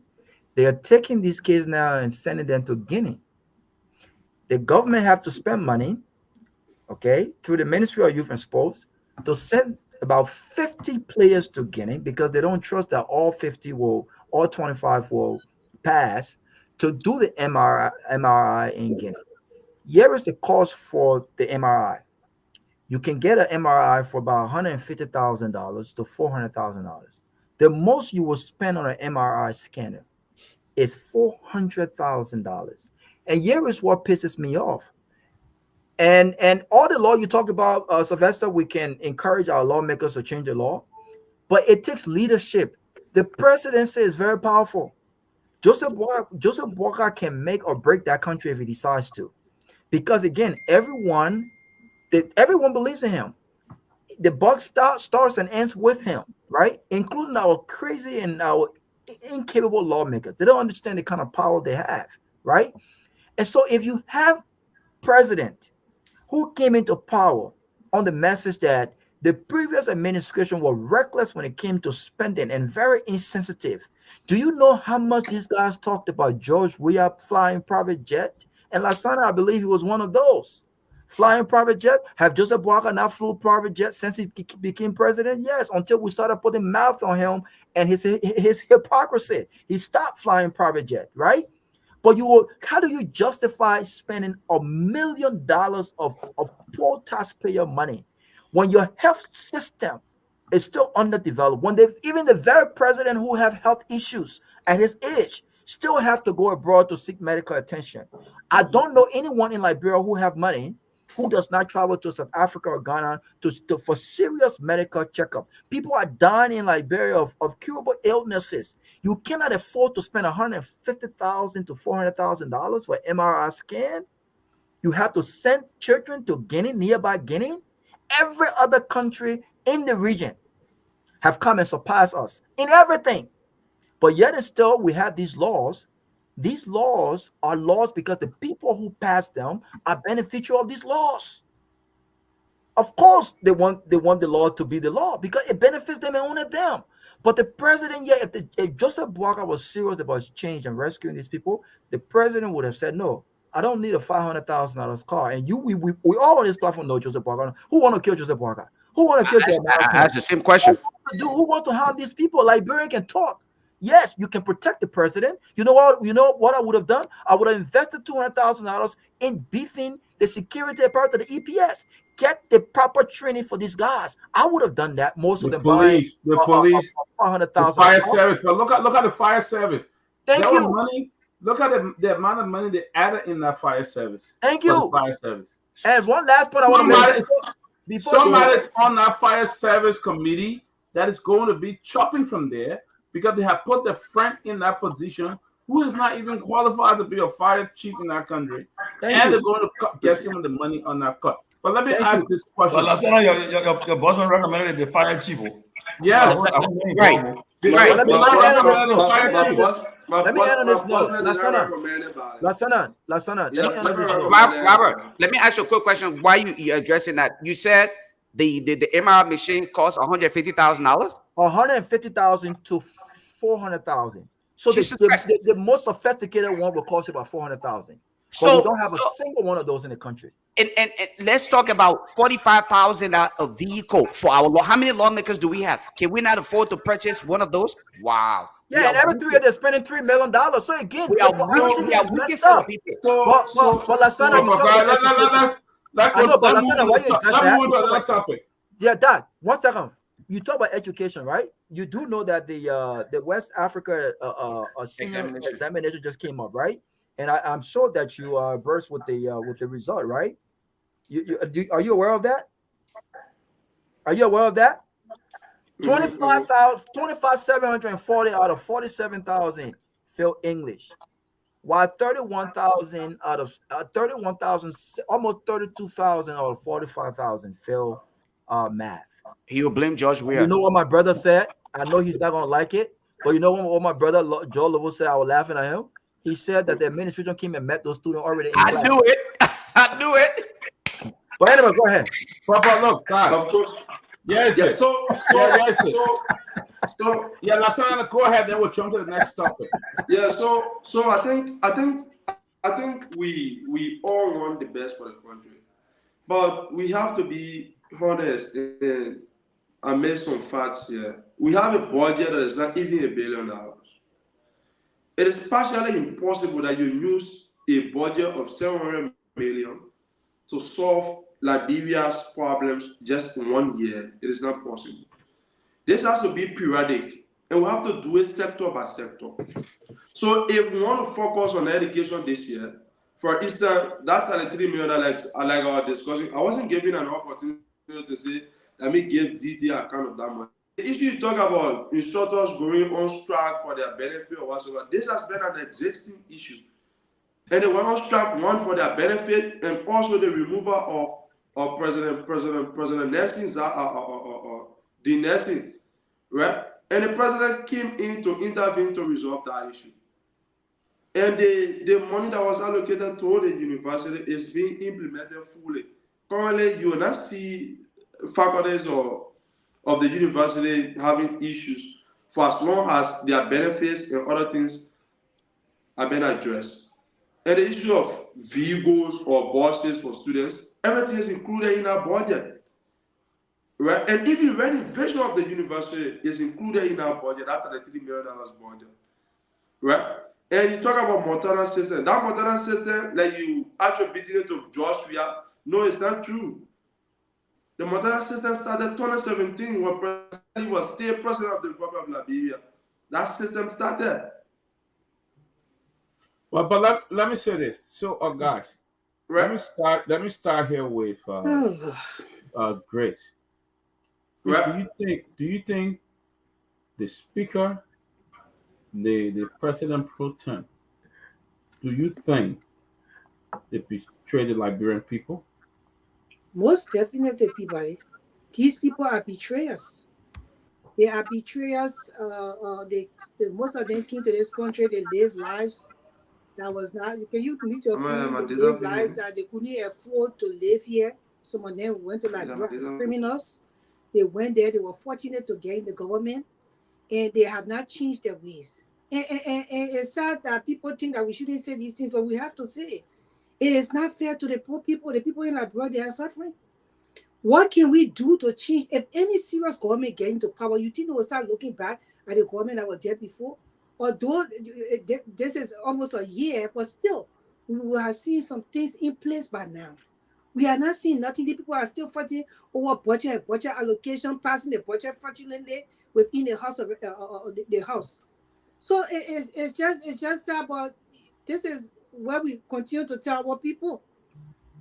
Come 2029, you have to see for yourself because you cannot even summon your legislatures then right now to change all the things that are going on in that house, like the $45,000 car. Yeah. There is no way in a poor country like bro, one person should get $45,000 car only use it for 2 years. Can you mute your phone? Because I think I was on, right? You what? I think I was in flight when my internet got disrupted. And okay, that's fine. That's fine. Go ahead, Chris. Let's keep it going. Yeah, they will come back to you. So it's just these people have feel like brain people, and you would think that because women should have softer spots in their hearts because God made us different. God, that's testosterone and estrogen. So men will be, firm and stuff like that. And you will see women will be more calmer and feel sorry for the people. But a lot of these women that work in the government, they're hard stronger than men. I don't understand how these people see the suffering of Liberian people and can still stand up and agree with these people to pass budget that is that kind of way and fraudulent to the Liberian people. And I don't understand how still they cannot change laws to benefit the Liberian people when it comes to taking away some of the money. The legislature didn't have too much power in the country. For some reason, they just went there. I mean, the government people can be reaching our country. Except you're a strong business person, you will not survive in Liberia. The women there in our country, Jumpy Kanga, I'm very ashamed of this woman. How do you beat? And I was saying on the open platform, I'm all for women being in power, all for women doing what they're supposed to do. But when you come in power and you start to do these kind of things, people see you, then they see you differently. And I know her sorry guests and her people that will come, but I dare you, y'all already know me. I've been talking before I came up closing argument. Y'all know what's up. This is very sad. How there are demons. The demons have overtaken the country. I don't know whether you ever watched this scary movie. The last I was at the York Author Fest, and a lot of authors there. By the way, I'm an author. I wrote a book. A lot of authors there wrote scary books. And why do people write about scary things? But maybe that's why really taking what they were, because the things that are going on in Liberia government, the way these people are doing. Walking by day and seeing people can't even have food to eat because we were just there, we saw it, and they still ride in their big cars and go home and sleep at night and get in the money and go back to that capital building and say they're working. Something must be over these people. They are not. I don't know whether they are aliens, because no real human being will see such a country in such a poverty state and will not make laws to benefit the people. Because if Liberia good, all of us benefit. I mean, clear drinking water for the people. Was Myean, built in Myean, at least infrastructure, the healthcare system, it boosts up, the education system, bringing more teachers, train teachers. It's not hard for Liberia to come back to where it used to be and even more. These people have refused, they don't want to do it because they are very, very evil people that only want to benefit for them and their families. And that's the reason one of my friends was just telling me, you see these people who most of the time their family members are sick and they go through a lot of strain and they go through bad luck. Sometimes you want to say, but how do people do that? That's the wickedness, the evilness that they do in other places that will follow them and their children. Then people don't understand and say, but why the person going through this? This is what the people doing in Liberian government. And it's so sad to see our people suffer this way. They have refused people to change the laws and cut some of these spending down for the common man to benefit. They have refused. So I refer to them as demons. That's okay. Let's go to let me give Lasana a chance. My question. I know you answered differently.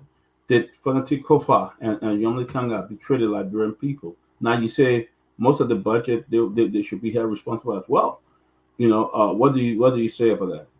You ask everybody that question, or you not understand what you're asking? Asking everybody.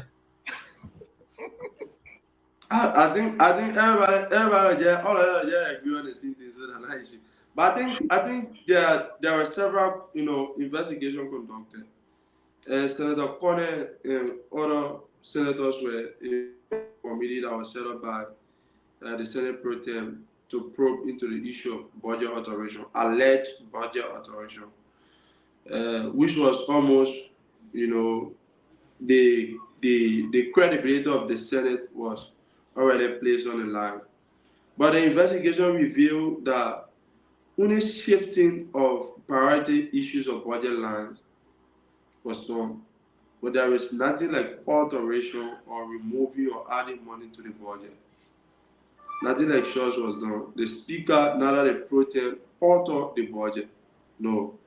And the finance minister, the acting finance minister, appeared on Spoon sometimes ago, and he explained that in detail. Spoon that legislature now? Exactly what was done. No, I'm saying what happened. I'm saying what happened. And the legislature is there clearly, and they conducted investigation of them with the involvement of the Ministry of Finance Development Planning. Can you please go back over? You said what happened? Let me answer the question and then we go around everybody. And the key one will report that the Senate or the House of Representatives, the legislature in general, did not alter the national budget. And no alteration was done. The reports, you can ask senators that are privileged to have been a part of. But what's your definition of alteration, though? Because their budgets were made. Let me bring up Julius, then we'll go to Robert, and then we'll go to Tony. But no money was added to the budget. No money was added. No money was added. So the list of the money that was added to the different. Let me read this thing. The list of the money that was added to the. So Grace, the mistake you're making here is recast budget is different from the alleged alteration that was done in the approved budget. That is where you're having confusion. The recast budget that is currently before the legislature is and was submitted by the government, and it has been passed. It was passed today. That recast budget is a legal practice. If the government believes that the first projected revenue to have been generated in the budget, in the national budget, has not been met and cannot be raised, they will come back to do recast of the budget. Right? For instance, to say we projected to raise $600 million, but we raised $690 million, so $10 million cannot be raised. So we'll go back to the legislature to say, let's take the money from the place, let's shape it to, let's send it so that $10 million can be adjusted in the budget. That is what they are doing. So my question to you is why some of the representatives are very, very Musa Belete and all of Yaga Kuluba issue is the procedure in which the budget was voted by the lower house. And that is their own personal issue. They have their laws. Their rules are there for the Senate. The Senate rule says no vote will be taken on national issue, critical national issue. If you're taking vote on critical national issue, it should be recorded. People should vote on the record. Unlike the lower house, I don't know what they adopted there as their rules.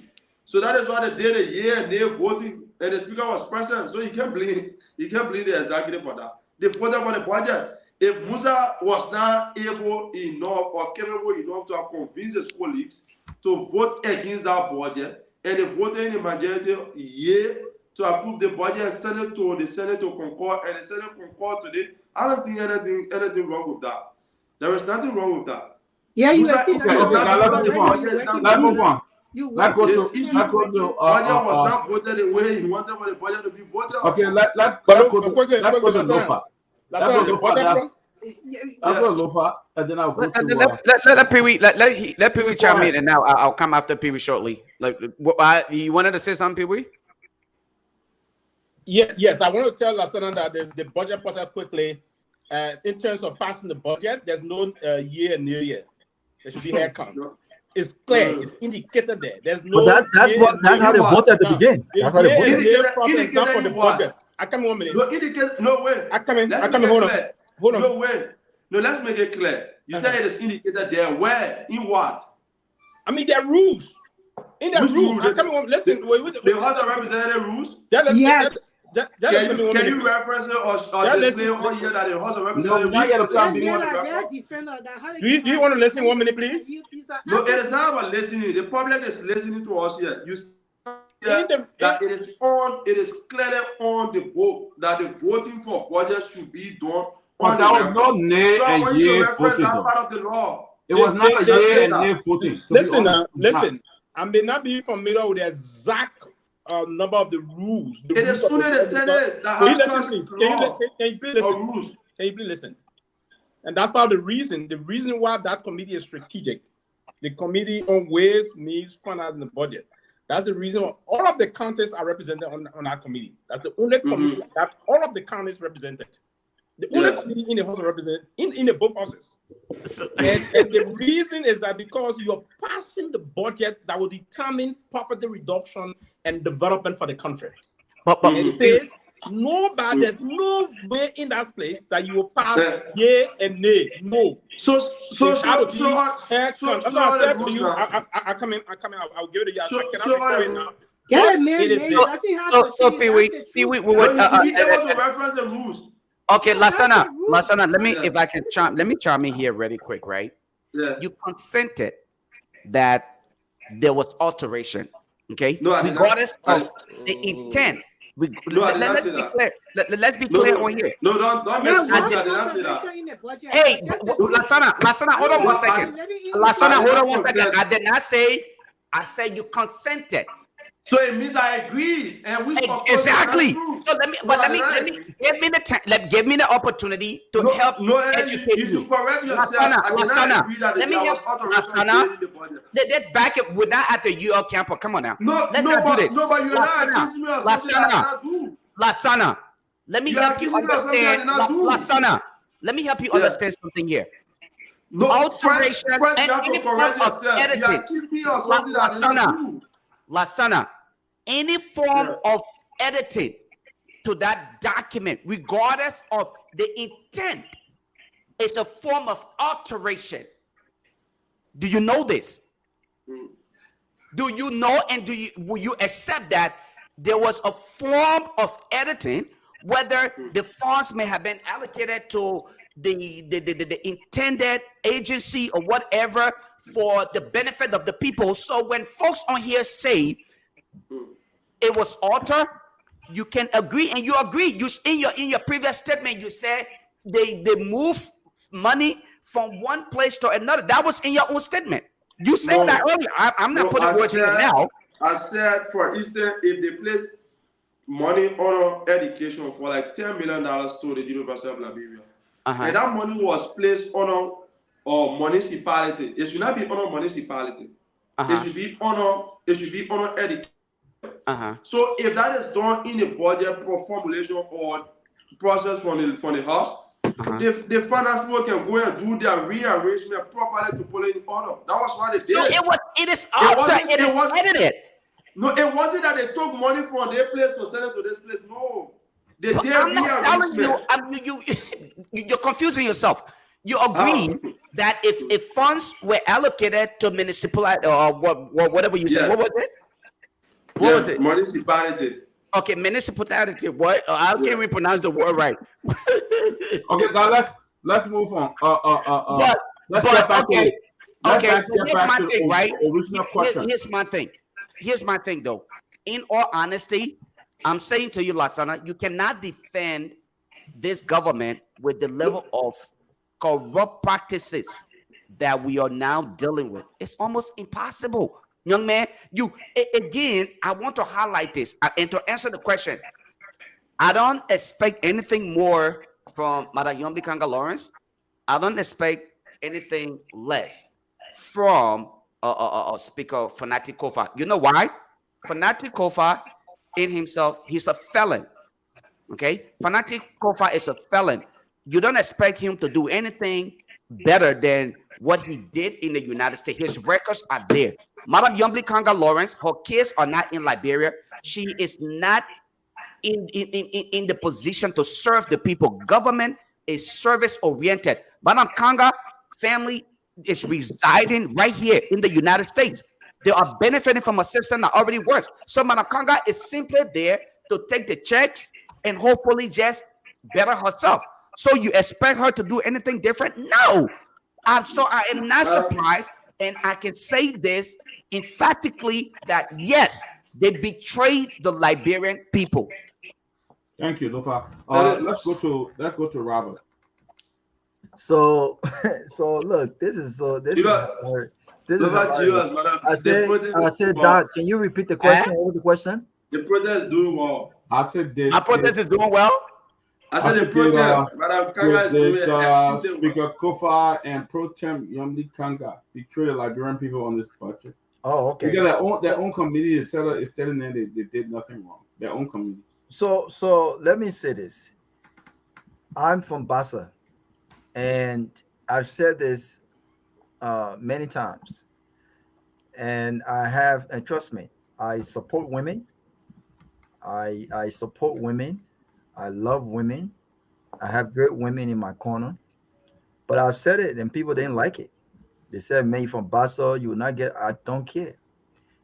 Miss Lawrence is one of the most unproductive and useless senator we've got in Grand Bassa County. The woman has not been productive at all. That's too harsh now. It's not harsh. I'm being honest. When I say useless, I'm talking about the fact that no, you're speaking. Honestly, can be harsh. Honestly, can be harsh. Go ahead and speak. One second. You're speaking to a lady. She has been. Yeah, but listen, no, I'm not with that. No, useless in the sense that. Wait a minute. That your Liberian thing you'll be doing. I'm not saying the woman is useless. I'm saying you said one of the useless senators. So it means she's occupying the position. That means useless in productivity. She's useless. Listen, that means her occupancy of the position have yielded no result. Her performance is useless. So Grand Bassa and the people on Bassa. So it's very useless. Something is useless and useful. For me, I believe that we can do well. Grand Bassa, the people of Bassa can benefit on a more higher level with a better senator than Yomi Konga Lawrence. I'm not saying she's useless. So let's not confuse this whole thing. Her performance have been useless, and I think she's one of the most useless lawmakers in the entire country. Okay, and it has nothing to do with her gender.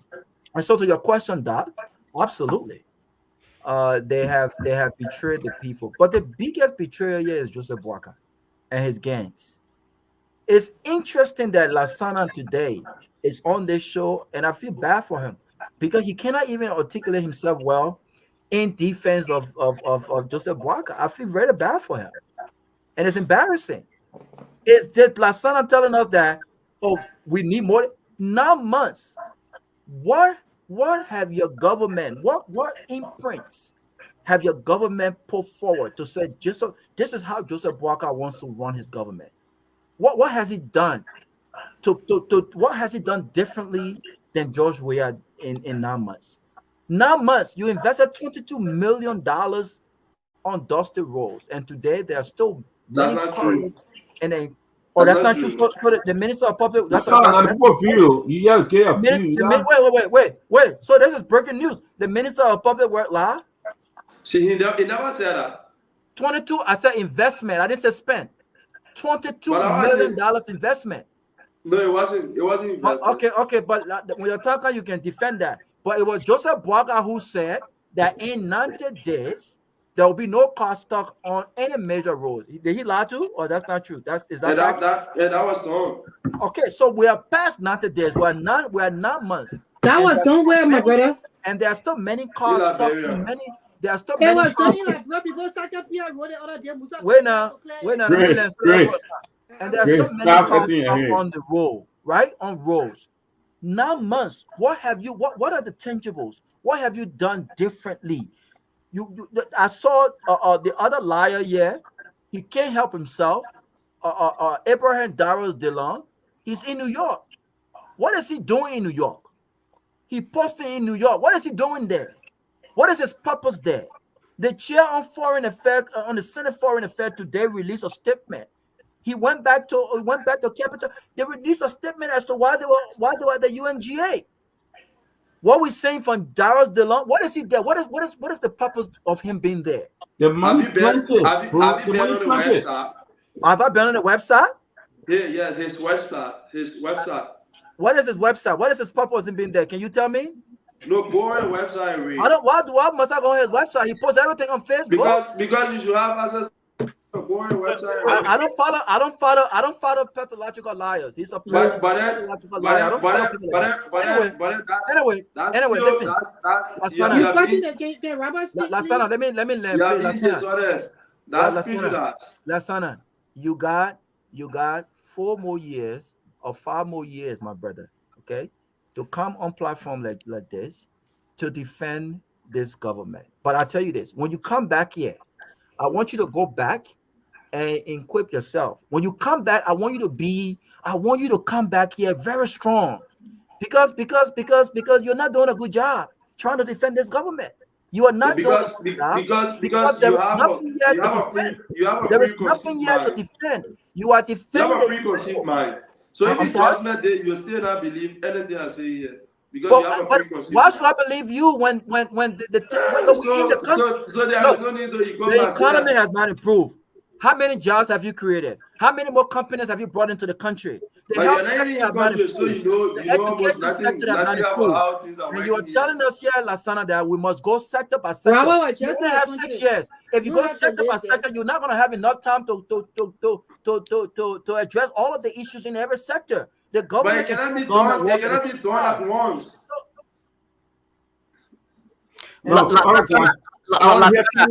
Robert, can I borrow 30 seconds? I want to get 2 on this. Last 30 seconds. Wait, I'm done. Okay, let me just say this to you, right, Lasana.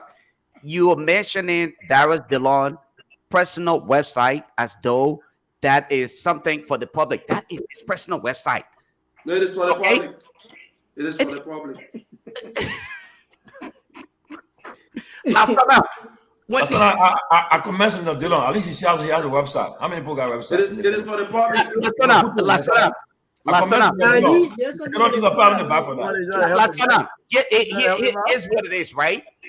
And I will share this with you for you to understand this. When you say a public website, that is the office own. Why it is true that DeLong put up a page of his own, that is his private page, like his Facebook page. It is like his office page. It is not. Issues are posted on our website. That the content of the page does not make it a public only. So which content or context that you know the page is on? I've followed the page several times. I'm telling you exactly what it is. It is so not. Which content you saw on our page that is not reflecting the office or the workings of the senator? What you have on there, you have a business page of Darius DeLong selling what he's working, what he's doing. That's what it is. But he's a senator now. It's occupying the office as a senator. So the office is directly under the senator. So that's hold on. Give yourself a second to think about this, right? Dr. Peabody, if you don't mind, I'm going to show you. I'm going to show Darius DeLong's page, and I'm going to compare it to other, representatives or senators' page, and let us make the comparison, and then you guys can hopefully educate some of us on what Lasana. Compare with America's website and see. Why am I comparing them with the same birds?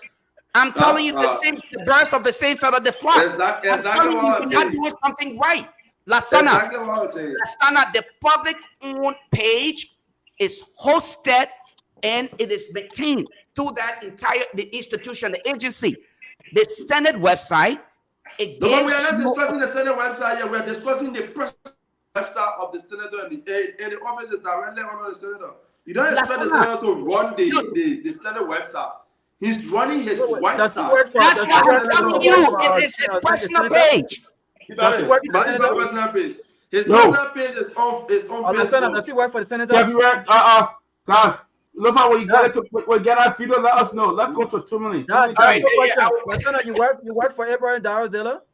Yes, I do. Oh, I understand now. I understand. Okay. Lasana, I want to say, Lasana, you holding your ground. I mean, you know, there's a tough environment, but I tell you, you know, I think you're holding your ground. I know the tough environment.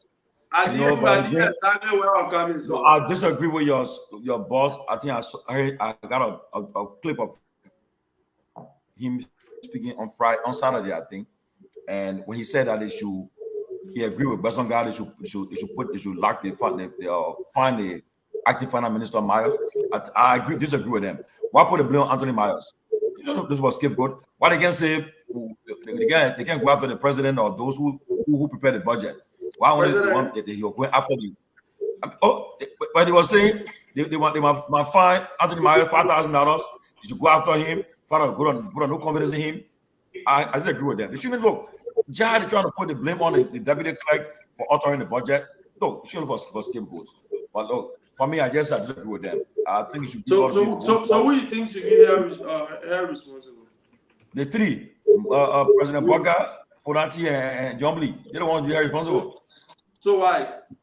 Because the meeting had Boga House. We just move on. Because the budget. But so why? Let's move forward. This is not. Too many say they put our meeting. Where they have meeting at? Oh, yeah, I'm meeting at Boga House. You don't know. Okay. But look, before we, I know Peabody, I know you said I'm going to the next topic, but yeah, but again, the budget, as I said again, I disagree with that budget. They should have not voted that budget to pass it. If they are saying, look, Liberian people, let this government be shut down, Liberian people will get mad and will come in the streets and say, why the government shut down? They were reacted. That's why you heard them in the Senate that day. They were crying and say, "You be careful, eh? One day the people will come, the Liberian will get mad with us, they'll come after us here. You gotta be careful." They were crying on Saturday, you heard them. But with all being said, that. What shut down? What shut down? I want to say something. Let me make what shutdown Dida be calling for? When Dida is all over the place, he's getting free money. His friend to fire service just got budget increase. He will get a cut in that. He's flying all over the place. Nothing. I was saying, people realize the fact that they said that if they continue to operate with operating, Liberian people will get. Well, they realize that they are they're making mistakes. They realize that they are betraying the public trust. So they are saying now, let me be careful. People will get there one day and they will come in the streets. So they foresee what may happen in the future, foreseeable future. But let's get quickly to the issue about this issue. So I want to say something, right? So maybe I can just come in quick before you move on. Yeah, go ahead. Just two things I want to say. Yeah, go ahead. There is this perception that they don't have his friend to fire service or whatever. They don't have nobody to fire service. The individual that is the deputy director for administration and fire service is a national leader of the Unity Party. He served as the national assistant secretary general of the Youth Congress of the Unity Party. He was appointed on the basis of his position and working at the level of the Unity Party. So he has no connection whatsoever or whosoever that worked at the fire service, though he worked in Senator Dillon's office before. And secondly, to Robert's issue of the Senate protest, I think Madam Kanga is trying. What she has done over the period of 9 months. Trying for 12 years? Let me progress. So listen, what she has done, let me progress. So what she has done in a period of 9 months is very impressive.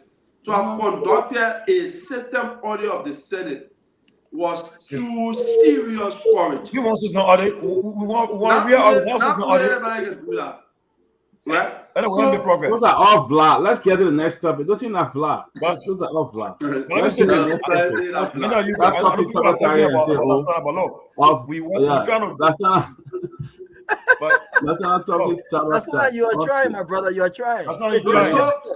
So that's what I'm saying, right? You can look at GAC, a credible institution conducted an audit. Then you say that vlog. System audit. That's not. We want system audit. We want comprehensive audit where the audit that Musa calling for. Audit we want. Have you gone through the audit report? The audit that was conducted by the Senate. Go through it. It is very damaging. Go for that. Go through that audit. It is very damaging. Most of the leaders will not be there. But the hands are job. Musa is not even honest with his court audit. That's our friend. I ain't going that. Hello, Papa, that was another topic, right? Yeah. Okay, on this whole cost saga and stuff like that, Senator McGill, of all person, is calling on LSCC to investigate the Comer minister. McGill, not even somebody different, not even somebody, is calling for investigation on the Comer minister, on the car and stuff like that. But where's that coming from? Okay, buddy. Senator Nathaniel McGill. Go ahead. Let me give you that. Yes. Start. The issue about this whole issue about cab business. Look, first of all, let me say this. There's a leaked document from the Senate, from the UP chat room. And the reason why they leaked that document, I will say this. Look, y'all all pay attention carefully. When these guys came to power, they came with had their own agenda. The first thing what some of them did was they said, look, the medtech contract they put, let's get rid of it, so they can bring their own friends in it. Their own friends to all be have shares into it. But because the LRA boss and the common minister rejected it, from my understanding, the Hakam is that you watch the exchange between in the UP chat room with a lady called Vambala. Okay, they're saying, well, it's like we got it here for the open it, everybody enjoy, you want to enjoy it, so you want hold it tight. When you work on it, for to join you or fight for you, we're not doing it. Exactly what happened in simple terms. Okay. Now, the issue about that whole LRA something, the LRA came up with a statement today, and I think somebody who talked to Double Jala's were clear. First of all, let me say this. I have the high respect for Double Jala. High respect for him. As somebody who I follow his track record in government. The guy who is respected. Okay. So there was no crime committed.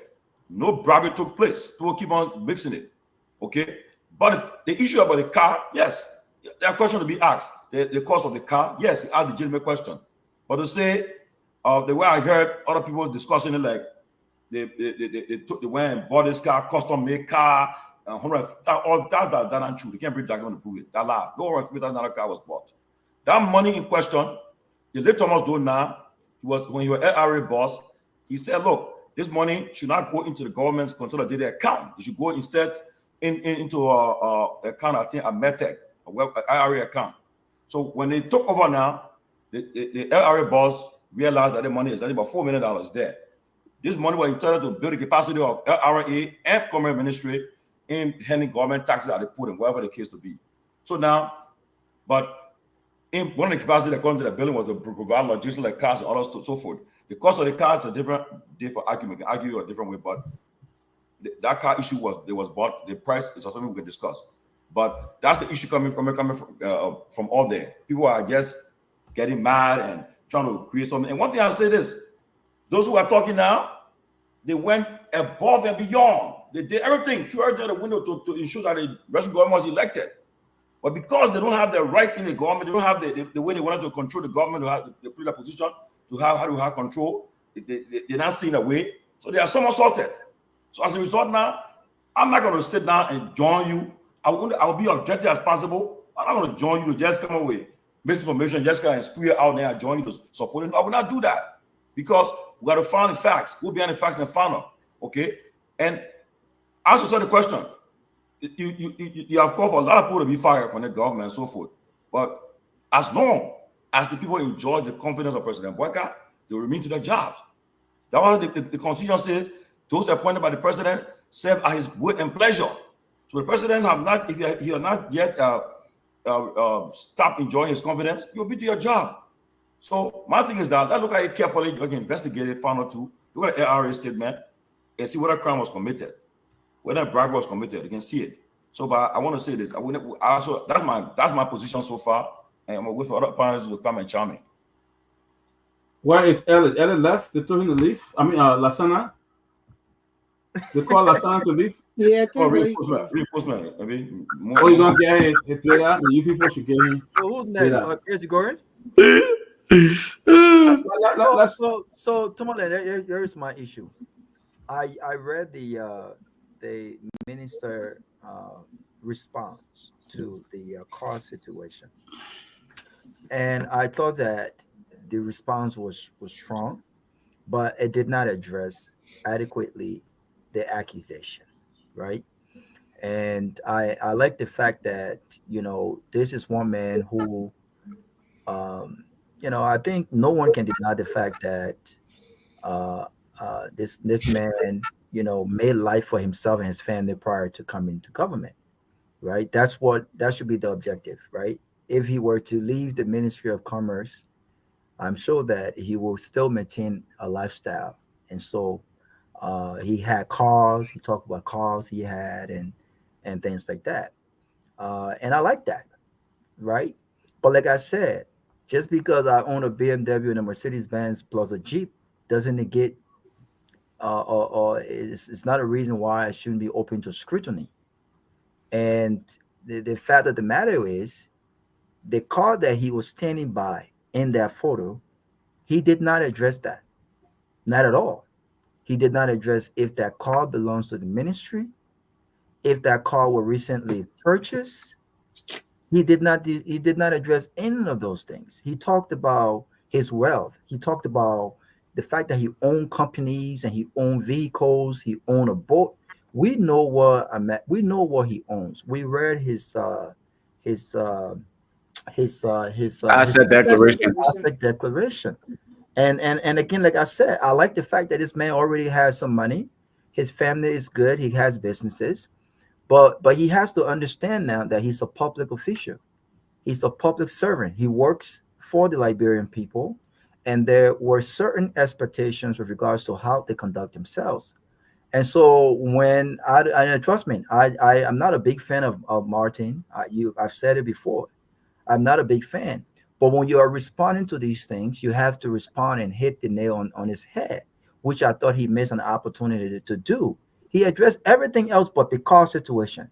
So I'm still not sure whether or not that car was purchased. There's two things happening here. Was that car recently purchased for him? Because if the car was recently purchased for him, here's the question.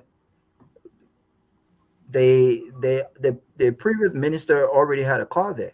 Was that car not good enough for the minister to use? Was it not good enough for him to use? He talked about using his Mercedes Benz for 6 months. Why did he have to use his Mercedes Benz for 6 months, Tomalin? These ministries have vehicles. Government is continuity, right? So if you're coming to a ministry, you can't tell me there's no car in the ministry, period. Now, if you choose to use your private vehicle and choose to buy a fuel for your private car, that's totally up to you. But this whole idea that I use my private vehicle because the car there, I did not want to use an old car by a previous minister, that's up to you. My question here is, that Jeep, is it a brand new Jeep? One, two, how much does it cost? That's all I want to know. That's all I want to know. He did not address any of these things.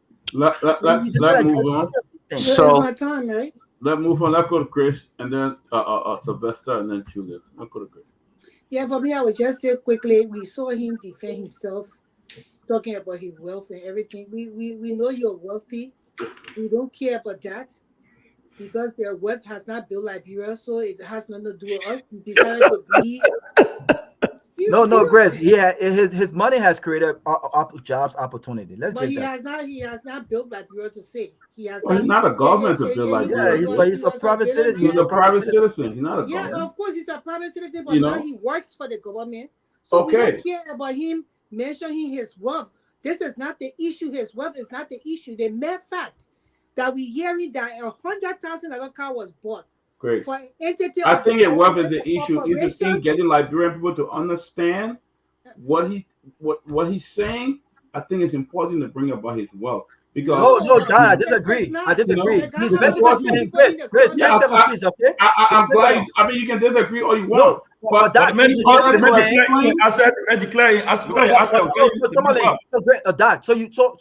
some people are doing, what some other networks are doing, is purely trying to destroy another person. We know about that. No, I disagree. So because I drive $100,000 car, because I'm a private citizen and I can afford $100,000 car, the justification here is, well, this is not my first time driving $100,000 car. That's not your private money buying a $100,000 car. That's the people's money. And so the justification he's making is, oh, I've driven private car before. I have a boat. I own a Mercedes Benz. I own a BMW. Granted, That's fine. You did well for yourself. So is that a justification to spend $100,000 of the people's money to drive a brand new car with the tuning wash already there? That's my point. Can I speak? That's a very good point. But let get to understand the LRA issue. LRA had issued a statement today and said that, I mean, clearing him.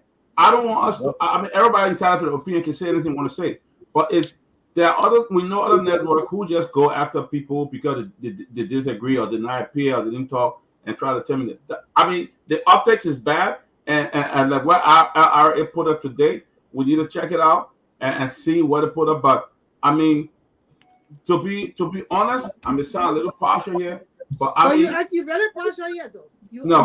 No, I think you are. I'm going to talk about. I mean, what? Wealth. I'm talking about his wealth. Because the lifestyle they live before they buy empowerment for right. a poor country, the poorest country in the world to buy $100,000 for a man. You know. Okay, great. That move on. Great. He commit a crime. I mean, let's go to Sylvester. They did not buy the car. We want to know insights on. I agree that if the price is different, but not 100,000, not 60,000. I heard. Right? That's the 100,000.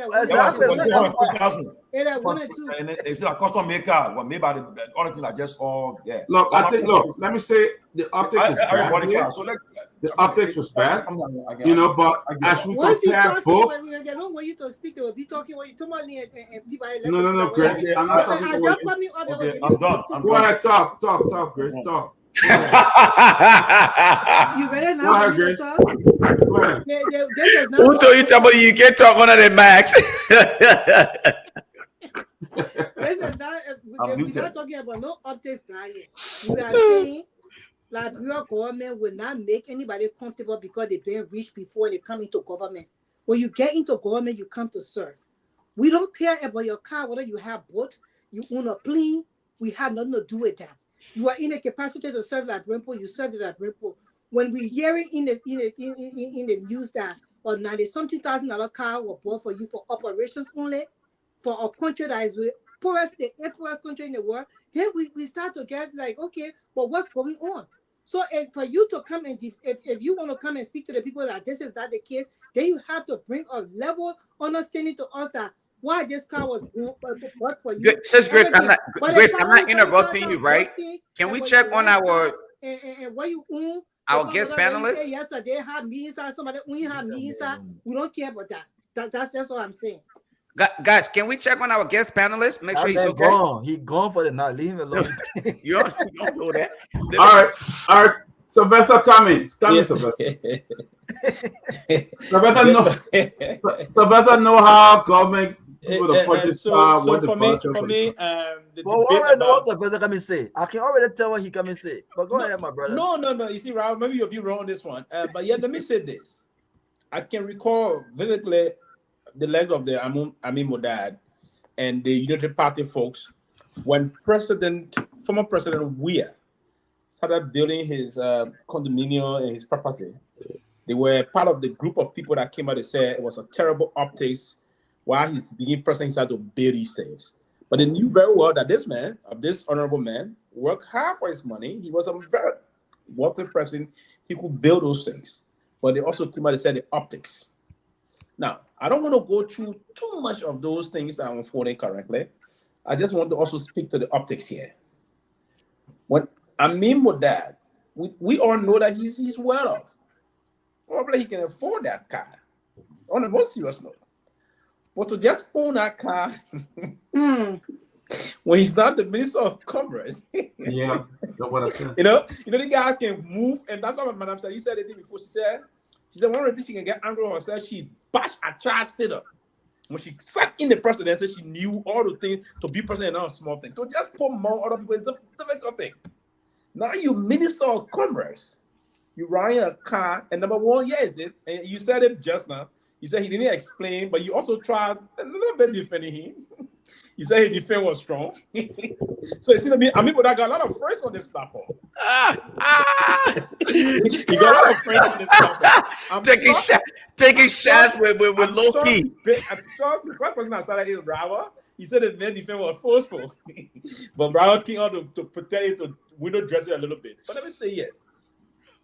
it is just quite unfortunate that, I mean, with that one thing, he violated the government policy on riding vehicle more than $45,000. It's one. Thank you. He violated that. And I thought his supervisor needed to reprimand him. What the law? Well, I want to see that law that says so. Please, yeah, it's there. It's policy. Yeah, it's within the PFM law. When I want to find out, I can say, find it. No, that is within the PFM. That is there. It is there. No government official should ride vehicle. I mean, okay. The only exception there is the president and the vice president. But so they can ride $1.2 million. $1.5 million car. Appointed by the president. They can ride $1.5 million car. No, it is a $1.5 million car, but it tag us to that process. But here's what I was saying. The most serious note. I thought, I mean, and that's one of the reasons he wouldn't tell you when the vehicle was purchased. That's just a mistake. But yeah, is it? And you know when money guys are in government and they are about to corrupt the system, it's difficult to catch them. You can catch money boys stealing from government. Because anything they do, they'll say, I had the money before. There you go. So exactly. that's where we have to be a little mindful. But these are the people that can be dangerous in government. Because everything that they do, they will carry back. That's exactly what he did. I was having money before. I was having money before. No, but come on. If you see the whole thing, that's government money there. That's not your money. So how will you justify? How do you justify the former maritime? As a public, how do you justify the former maritime bus who are riding the same car? So it was passed by government. So listen, we're not trying to juxtapose the two. No, I'm not doing that. But what we're trying to do here is, if you said the people did it yesterday was wrong, if I said what Raul call your hair is wrong, I shouldn't call it see hair. Exactly. I shouldn't have to see hair caught. That's what I'm saying here. Right? Mudar would know. Mudar owned a house worth almost $1.5 million in Liberia. Right? So we know all those things. He gave UP headquarters. So what they bought a car for the mayor. Wait, the car for him. So who bought a car for him? Well, why somebody should use from your who bought a car for him? So Tomalin, I get problem with the price. I get problem with the price of the car. I get problem with it. What happened to the old car? So Tomalin, though, in order for a government to make such purchase, there must be reasons, or they must be able to defend it, right? All right, this 100 and whatever amount vehicle that is purchased for Mr. Moda. Why? Is it because he's the commerce minister, so he needs extra protection? Why are we spending that much money for an individual? Oh, who bought the car? Are the rest importer people? And here's my thing. That's why a lot of time people ask me. People will say to me, I don't know. At least they give 5 librarians and IPD to import rice. So I mean, how many people are Liberian import rice in the country? Well, okay, so Tomalin, in regards to that, how many Liberians can afford the conditional statement that is added to that decision to provide opportunity to Liberians to import rice? How many Liberians, considering the condition, they require amount for one to be considered an importer? How many Liberians, based on the economy today, how many of them can afford it? How many of us? Then you turn to now. At least the opportunity has been given. 5 Liberians can import rice, right? Get an IPD to import rice. So now you go to the Ministry of, you provide loans to the Liberian people. Give Liberian people a loan. And we'll not deviate from this particular car purchase part. I will go back to the issue of the car purchase, right? The optics in itself is bad. I agree. Secondly, the same people who were complaining about the flamboyant style, lifestyle of the previous folks who were in government are exhibiting the same and nothing different. No, they're doing more. Lofa, they're doing more. But I mean, thank you. You know that. Not a flamboyant person, though. Who? I mean, not a flamboyant person. You know that. How can you say he's not a flamboyant person? Not flamboyant?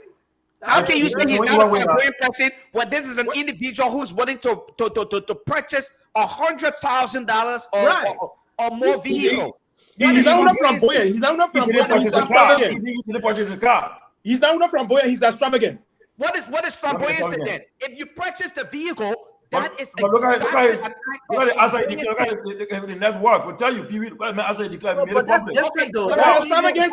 That's extravagance. In the case that working hard, you work hard to be a businessman. So Tomalin, this is They should remain in the private sector again. my point of contention here is this, right? My point of contention is not whether he can afford the vehicle, but the finance, the money that is being used to purchase the vehicle is not his personal money. So that in itself, if he's using our money to purchase a vehicle for his office use, he is being flamboyant to some extent and wasteful.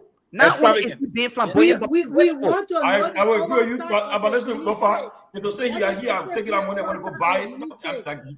No, had he taken his own money and purchased that vehicle, I would have celebrated a Liberian brother who can afford that, because I know he's invested in Liberia. He create businesses and other things that he's carrying on. But at this point, at this juncture, where we are looking to create opportunity for Liberian, where we are struggling with the issue of healthcare, quality education, and other things, and then this individual, clean drinking water, thank you. Come on, clean drinking water. All of those things, okay? The poverty rate is literally skyrocketing. Yeah, and then these individuals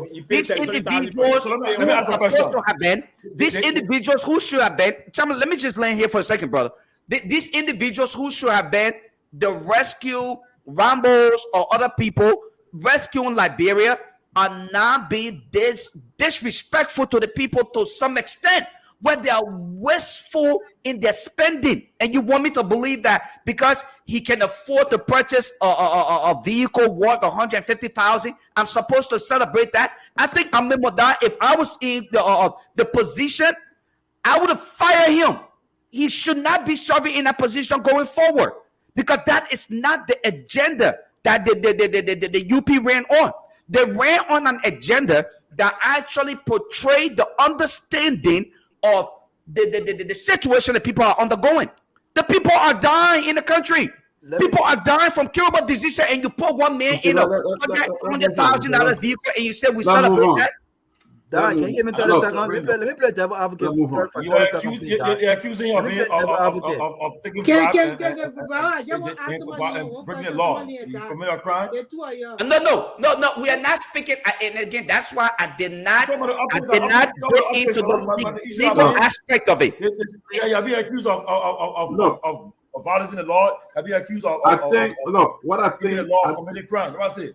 The optics can discuss the optics, but shouldn't say it. I think what the government should do, the government should go back, revisit the policy on what car each cabinet minister drive, and each member of the legislature will drive, and all of that.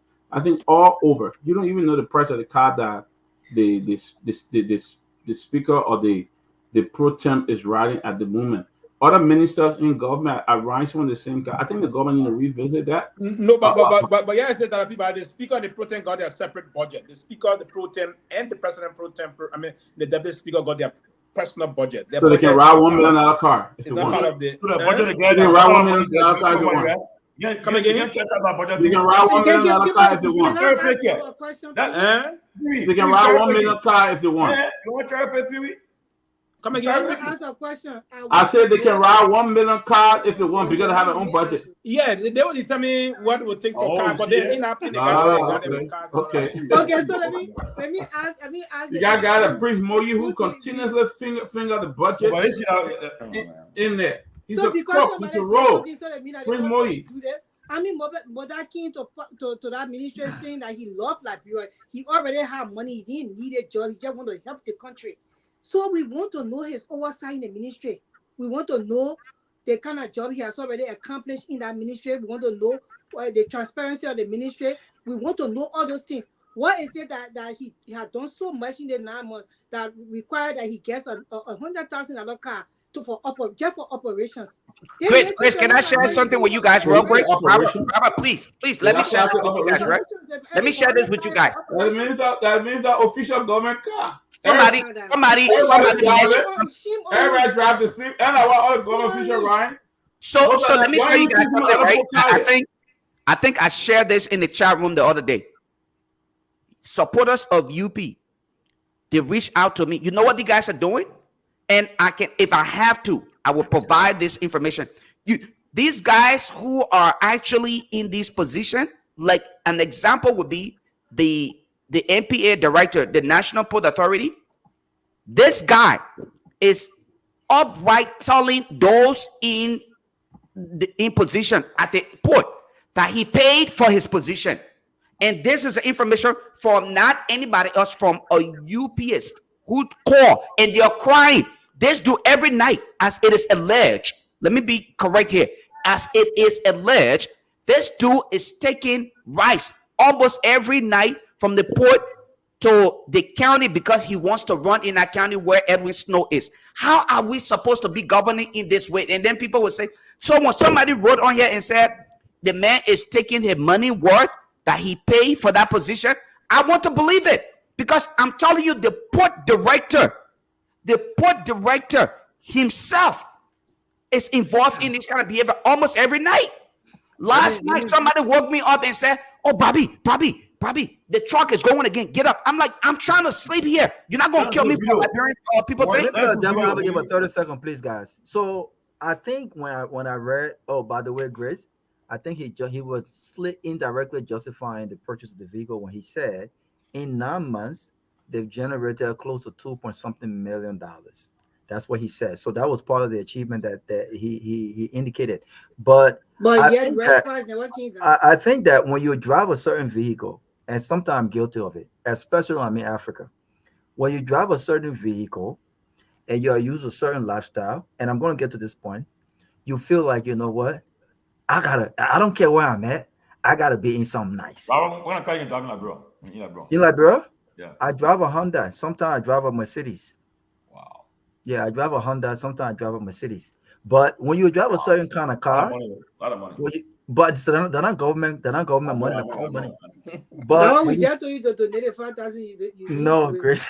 I have a wife. I have to consult my wife now. But anyway. Roberto.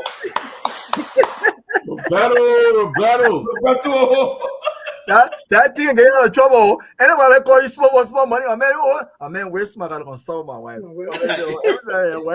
But listen, you smart. But no, they will call you say one beer, but you don't talk about you gotta consult. But listen, so when you're used to driving a certain kind of car in the private sector, whatever, I don't care where you at, you won't drive that same. It kind of get tempting. It's almost like when you fly business class one time. I have not stopped flying business class since I fly one time when I had small money. I fly business class after the Super Bowl to Ghana, and every time now I'm flying. You enjoy it. It got got used to you. But here's the thing. Here's a mistake, man. There is a mistake the man made. There's a mistake the man made, right? If I was him and I want to keep driving my luxury car or whatever, then he has to decide and say, you know what? Since I can't continue driving the old $25,000-$35,000 car used by the previous minister, and because I'm a man of integrity and because I came here to serve, I want to make the conscious decision to use my own car. I will use my own car. Just make sure you get my feel. I will use my car. Then he can use his own Mercedes-Benz or BMW or his own luxury car that he had previously in the private sector, right? Wear and tear, that's totally on him. The government can buy his fuel. He can use that. So no one is arguing here that the man ain't got money. We know the man. He's one of the richest ministers in the government. But the point here is this. You can't continue to drive luxury. You can't continue to be at that level on the backs of poor taxpayer that you came to rescue. And so on that note, I disagree. If he wants to purchase a $96,000 Tahoe or SUV, I'm sure he can afford it. He could have said, you know what? I will go and purchase my car. I'll purchase that car. And the government can just fuel my car. This car belongs to me. Anything happens, he gets fired or dismissed, he takes that car to his family house.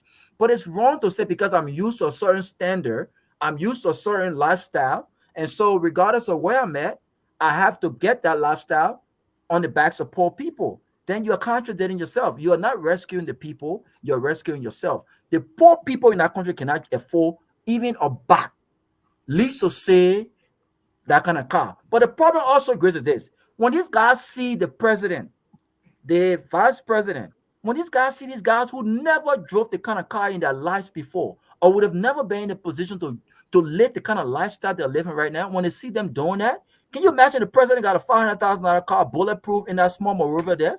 They're thinking to themselves, but if the president can drive that kind of car, if my buddy at the other ministry are driving an $80,000 car, if the other buddy driving $90,000, then why should I be driving around, walking around Moreover in a $45,000 car? This is on the rocket roads. Meanwhile, the poor people continue to struggle. Do you know how many times people car gets stopped because people are begging? Do you know how much you spend from the airport to Morovia? By the time you get to the airport, RIA, by the time you hit the street, you already gone $300, $400. You don't even know how that money gone because you're giving people money. People are begging. We need to do better, my people. Everyone will never be on the same level, but we need a country where the little man, 80% of the people, can at least say they can go and save. They can build a house from a zinc rod. They can build a 2-bedroom house. A kid graduating from the University of Liberia can upgrade his parents' lifestyle. This is the Liberia we want. But the 10% of us who are fortunate cannot continue to enjoy on the backs of the poor people. So on that note, even me who love good things, at my own hard sweat money, I will never accept $96,000 car Pewee because I'm used to that kind of lifestyle. If I want to continue that, and the government cannot afford that, I will have to do that on my own. But I cannot continue living luxury on the backs of poor people. That's wrong. No, I agree with you. So to be honest though, let me. So you guys, when I check on our guest panelists, that man going for the night. Okay. No, but I'm just saying, Dr. Peabody, Tomalin, can you guys check on the Miss is okay? No, I think maybe he may have had some internet hospitality. I mean, let's just show this man great hospitality. Get out of that place. You say iPhone went off. Yeah, but Raro, you said it right on the most serious note, and I'm one person that believe that it is good to, and that's one of the major problem in Liberia also. And if you are in government in Liberia, you go and sit down in another car, and I've been a victim of that circumstances. Anybody see any other car, even no government plane, those you ride in a government car, you know, that's one of the reasons. And I was pleased when I left government, when I returned to Liberia after I left. There's a time, and I argued with one of the people that I knew before one of the times. So I'm back. Oh, they're not paying the government car. I have to excuse me. I had to man. I had to zip it off. It's not everybody, so it's a clear thing. And the reason behind that is because of the poverty rate in the country. Yeah. So the poverty rate in the country and the academic limitations, and the level of the way people think, the perception of our people, and many other things that will unfold. So it's a delicate property. If you are to go to Liberia, a lot of things happen in the country. If you start riding big car, you're not in government, they want to tell us, oh, that they may not be a BS, or I may not do this, or the other way around. So again, my thought process about this issue is that if you're in government, you have to march. The marching order have to be straightforward. Now, for instance, if you want to live the kind of a flamboyant and extravagant lifestyle, and you know you have the means to feel that style, is before, for instance, if Rawa is appointed minister of this, Rawa come out and announce and put his fleet of vehicle and put it out. So this is a vehicle, I'm getting the vehicle before I hit government and going there. So when you ride there, at least it will balance something up there. No, I was saying my old BMW. I was just saying I want to. Yeah, you still know one and other thing, and no, and I'm thinking I was telling somebody something that my name. I saw that lecture last night. I say I ride a 2024 Toyota Grand Highlander. It's almost 61,000. So I'm taking it to Liberia next year. So when I'm thinking, so 2024 Grand Highlander, I'm taking it to Liberia next year, and I don't know. I'm thinking, I was trying to research the custom fees that will be attached to it and something. All right. So that amount, that is not going to be somebody saying they will say, "Oh, new progressive gonna know that is new." No, on a serious note, if you want to do those things, you outside of it. I mean, people will tell you the man did this, but you in government and you put it on a car that worth $90,000 or $84,000. That is a 2024 vehicle. The top of the line of that vehicle is around $115,000. That's the top of the line. It's in. That's the customized. Yes. So the whole thing is can he optic. afford it? If you see that Yeah. president, one would debate the problem that he can afford that. But did he get it from his own pocket money?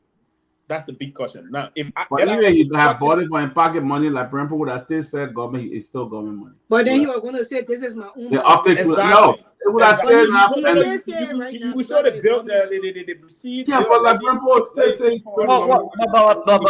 But Dr. Peabody, though, what you dish, you should be willing to accept. Remember, we sat on these various platforms and accused President Weah of erecting all the homes that he built, alluding to the fact that he didn't build them prior to his ascendancy to the presidency. Yeah. So I think it is the optics that a lot of us look at. That is the optics. That's no doubt.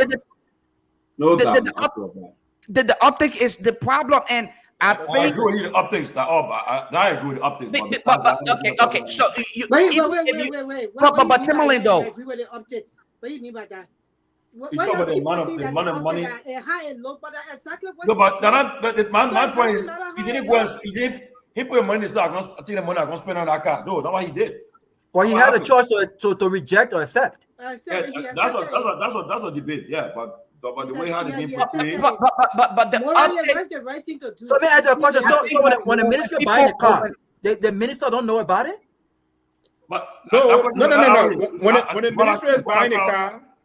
The car, for instance, now, when the budget has been prepared, the Commerce Ministry, for instance, or the Commerce Ministry will prepare her budget and submit all the things and submit it, and the Ministry of Finance will submit everything to the legislature. Now, the minister himself will have to go in front of the legislature to defend the budget. For instance, in those line items, will say we have money for vehicle, fuel, and lubrications. Right? Lubricants, fuel, and vehicle. We say this last item for Ministry of Commerce, we have, let's say, $2 million for vehicles in Ministry of Commerce. The $2 million will cover, I'm just saying for example, vehicle for minister, vehicle for deputy minister, vehicle for assistant minister, and vehicle for principal director, including the commerce inspector, the inspector general of commerce. They put it line item, you go and defend. If that is budget is passed, for academic fraud. If the budget is passed, then you pass through the PPCC now to go through the procurement process. Have kind of a procurement process. So that means he knows the price tag of the car before it was bought. Yes. So then come on. It's there. It can be captured there. Yeah, right. It will be captured. And most of the people will say, that budget car, man. Come on, you don't do this. What kind of car is it then? Tomalin. So Tomalin, Tomalin, help us understand, right? When you say, as for me, I really want to understand your point of contention. I think we're gonna try Emily here. That's our close here. Oh, okay. But so the president speaking. Are we covering the president? On Wednesday. To tell us how they feel about. Yeah, you want to do it? You want to go there for us? Yeah, go ahead, man. Did you live? I already got back, man. You want to go there with me? Access to I got back. I ain't going back. Y'all bought me a ticket for the Togar airport to fly there. No, get you train. You train, man. Oh, the tree, right? Yeah. I just drove. Wait. Lofa in New York, I think. I'm not in New York. I ain't going back over there. I spoke to my good friend, brother. I'm not going back over there. I thought the deliberation was today. That's why I really thought it's Wednesday. Yeah, that's what I thought. I'm not going back over there, bro. When you protest? You see, you got jokes. Lofa, so where are you? You're studying Ireland? I thought it was today. I wasted my time, bro. That for real. Where are you? You're studying Ireland? I'm not even starting Ireland. I'm back home, bro. The protest. No, but how Lofa will protest when all the tribalistic people, they kissy. In fact, he said he come from Lofa country. They kissy people back in New York to go meet the men. The people destroy our country. No, Grace. That's part of the reason why I made it. Lofa people. Grace, that's why I made a conscious decision. Grace, I made a conscious decision to oppose that, but unfortunately, and it's embarrassing for me to sit on here on the major platform and say the date was wrong. I should have done due diligence to do more research, but unfortunately, they did not provide the actual day. I was really thinking it was today, and that's why we made a decision. People who know me, no, but we're not that we're going to be on the 25th, actually. On the 25th, yeah. I did. Tomalin, I told you about it, right? Yeah. I even told folks about it. Like literally, I didn't take my kids to school today.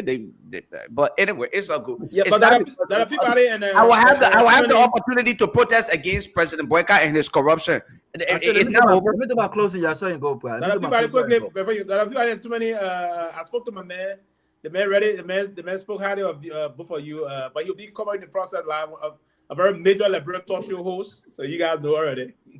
He spoke highly of both of you on a serious note. But I think he's going to be kind of live also. But we hope to see it move on.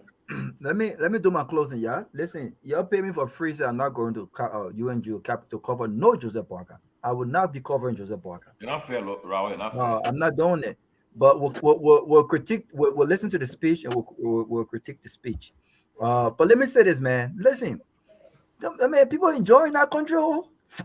Listen, that country, Liberia, you guys don't understand. Even me don't understand. People are living life in that country. People are living life in that country. You go to some homes. And you will think that you say that there's a house in Liberia. People are living life in our country, and this is what we will do. We will live life in our country. Let me tell you something. There was a time I used to really feel bad, and I said, I can't take this trip. I can't do this. I can't do that because I rather for more than 11 years. Doc said a lot of people do humanitarian work in that country. I still do, and I will continue to do. But I've come to the realization, man. You know what? Life is short. I will not allow for bad dream. I'm not going to sleep. I will sleep and enjoy it. Yes, I will enjoy myself because the thing of the day, Doc, the people you fighting for, sometimes the people don't feel for themselves. Doc, the people do not feel for themselves.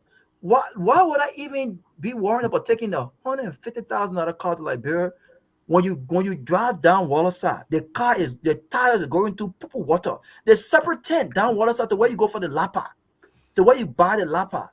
Especially during rainy season time, the smell in that place is ridiculous, and it makes me even sick to my stomach that people are still sitting. People sit over there for hours selling lapa and selling other things.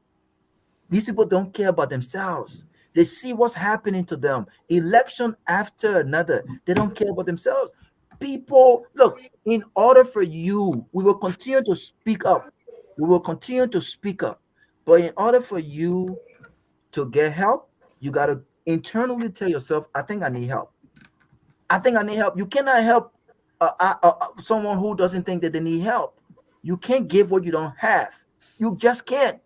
You can't. If you want to give $5 to someone, you got to have $5 in the bank or $10 to get that $5 and then keep $5 for yourself. And so for these guys to even consciously talk about driving $500,000 car, when the president convoy travels in the remotest part of the country, you see how dirty the convoy is. They're going through all those dusty roads, those bad roads. And then you think about the maintenance of those cars are not cheap. So who's going to pay for the maintenance of those cars when they come back to Monrovia? Who's going to pay for it? Taxpayer. In the next 2-3 years, because the roads are messed up, you're going to have to buy another $500,000 car. This is the circle that we find ourselves.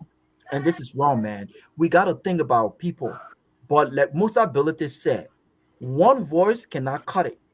And I will support people like Grace and anyone who will go back home and say, you know what? I'm going to put my foot in this race. I'm going to go ahead and run. I will do it. I will support them because it takes courage. It takes courage, but we need the voices in our country. But until then, even if I don't work in government, I am not going to keep myself struggling. People, no. I will enjoy myself because you know what? The Liberian people are enjoying themselves. They're enjoying the fact that they're being rescued right now. You see what happened in the country? They're enjoying it. Thank you. Okay, this is my time to close. After I will ask the Liberian people, what is the typical thing? What is a typical Liberian man dream? What does he need?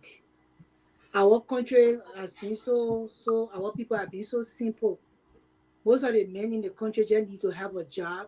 Make sure their children going to school, their wives are well taken care of. Because in the Liberia that I grew up in, most of the women did not even work. They stay home and their husband when they provided for them. We are in a whole new era. This is the 21st century, so women are stepping up to the plate. But Liberians, usually they don't really need much. And the government can be able to provide these things for the people, but they are not willing because this government, they are a bunch of demons that have captured the nation. Yeah, it's been going on. It's not only this government, because all the government that came to play that never made sure Liberia became something after this war. I have no respect for the people who actually work within the government, that they could not rally together to just make Liberia a better place for the people to live better and for the world to see. So it's hard to just sit down and watch how the country has been overtaken. And flood has taken over the country. It rained, the whole, especially in Monrovia, the whole place is flooded. And these people are still fighting over buying for the $5,000, $100,000 car. It's just so sad. In a flooded nation, you guys should be fighting right now to figure out, in a flooded city, actually, Monrovia. Because the other day, somebody put on the platform there, like Monrovia was built for 300,000 people to live in. Now they got 1 million people living in Monrovia. What you're thinking about doing, you're thinking about decentralizing the government so that the Liberian people can live better. That's the thing we need to be talking about, and giving your insight on maybe how we think that you should do it. But every time we cannot speak about that to help the government on this platform, because every time we cannot even try to help in things that we know to help the government to proceed and do better, we can't speak about it because why? The corruption take over the country. So the news is so much until you don't even have time to really just talk about how development can be carried out to help the people. And it's very, very sad. It's very, very sad, I tell you. So I am still disappointed in this government. I don't understand why people will go and beat the president because he don't deserve it. So far, he has not done nothing much. Is this a real account or a fake account? I don't know who put that. I don't know who Every put that. Robert, every account on Facebook is a real account, but it is a pseudo account that make that. Yeah, I don't think this is a real person yet. No, it's a real person operating an account, but they just don't want to present their actual identity. I know the person. I know the person. So, but who is Ben Rowe? Who is Ben Rowe? I don't know who is Ben Rowe. Who is Ben Rowe? Ben Rowe don't have to support me. I can support myself. That's why I prepare myself. My parents made sure I was prepared to face the world. So I am. So I just like, this is where I am with this. And I will always go say to the Liberian people every time I come here, UP government and CDC government, they are not the way to the success of Liberia for change. Come 2029, you have to change your direction. These two governments cannot be voted into power anymore. Look at the people that present themselves, their vision, their plan, and their agenda for the country, and choose them. Anything UP, because UP, they are specialized in propaganda. They got their propagandists, like people like Eugene Fagon. He worked for CDC, he worked for UP. He did that very well. He sat on platform and told the people he was Kaka Koro. He said all those things just because he wanted the government to win, to step in a position. So these people, you can't believe them in 2029. That's what we're saying to you. You can never believe that. I don't care who they bring to represent the party. Change your direction to a new set of group of people that will change Liberia. And until Liberians can do that, that will not be, Liberia is not going to go anywhere. And if they don't take down the way Liberia going, we'll not be surprised if it could come to that country because people getting fed up. That's my closing. In my closing, let me use this opportunity to first of all send birthday greetings to my brother Jesse. He celebrated his birthday in North Carolina yesterday. Happy belated birthday to you. Regarding the national issue, again, this is something that we will have to continuously fight about. We will have to address it continuously because it appears as though everybody who comes to government don't come with the intention of actually serving. They come with the idea of enriching themselves because they don't understand that the idea of governance is service oriented. You must actually have the idea to transform what you may be presented with. Unfortunately, 98% of those who we bring to power are not people who are looking in the direction of transformation. They are not innovatively thinking as to how Liberia and Liberians will benefit from the idea as compared when they speak of transformation. They are all about what can they benefit from the government. So they abuse the system. Unfortunately, we will sit here and continuously speak of these things, and then at the end of the day, the people will continue to react the way they react. Because why? Some of us, they self-proclaim, in quotation, the self-proclaimed educated people, we continue to deceive the people. We will see the bad things. And because of the lazy argument that it is impossible, the people's minds are made up. The people already made up their mind. They made their mind a few years before time, and we will not help them make rational decisions as to how we can move Liberia forward. So we will continue to sit here and fight. But I personally, and I can say this and I'll continue to say this, that we will not give up easily. We will continue to fight, and we will fight vigorously to make sure that Liberia is transformed, regardless of who is in power. Okay? We will fight you until we can make sure that the young people who are victims today will end up being the beneficiaries of the society that we all hope for. We all live in a country where the system works. We are provided support. Why is it that people who are in government today don't see reason? You will take young men out of the United States to go to Liberia and take money undercover instead of giving him job. This man who could work here, you rather give him job from the agencies that's supposed to give him money undercover as compared to getting jobs. This is sad, man. It is sad that we can do this because we believed in lies upon lies where we will buy into this idea. Look. Now today, the LDEA, young Liberians are dying from drug abuse, drugs addiction. Okay, we thought to hire we thought to hire people from here who will get the job done instead of having us focus on a system that will work. Guys, I'm sorry to say this, but it is sad that we have a long way to go. Nevertheless, those who are victims of these circumstances are the people who are defending the perpetrators, the thieves. Look, I listened to my young brother over here, Lasana, attempting to defend those who are keeping him in the situation he found himself in and fighting with everything he have in him because he wants to be seen as the rescue giant. Little does he understand that you're doing it at your own risk. But anyway, it was great being on here, by the way. Dareth Dillon trip to the UNGA, his visa to the UNGA was conditioned, okay? It limited travel and everything. So don't let him lie to you when he appears as though he's traveling, coming to the United States. He was granted visa. His visa was restricted. You can't leave the premise of the UNGA. Dareth Dillon got a restricted visa. His visa was restricted. Don't let him lie to you. When you travel, you sit. So man, they're having lunch tomorrow in Philadelphia. So okay.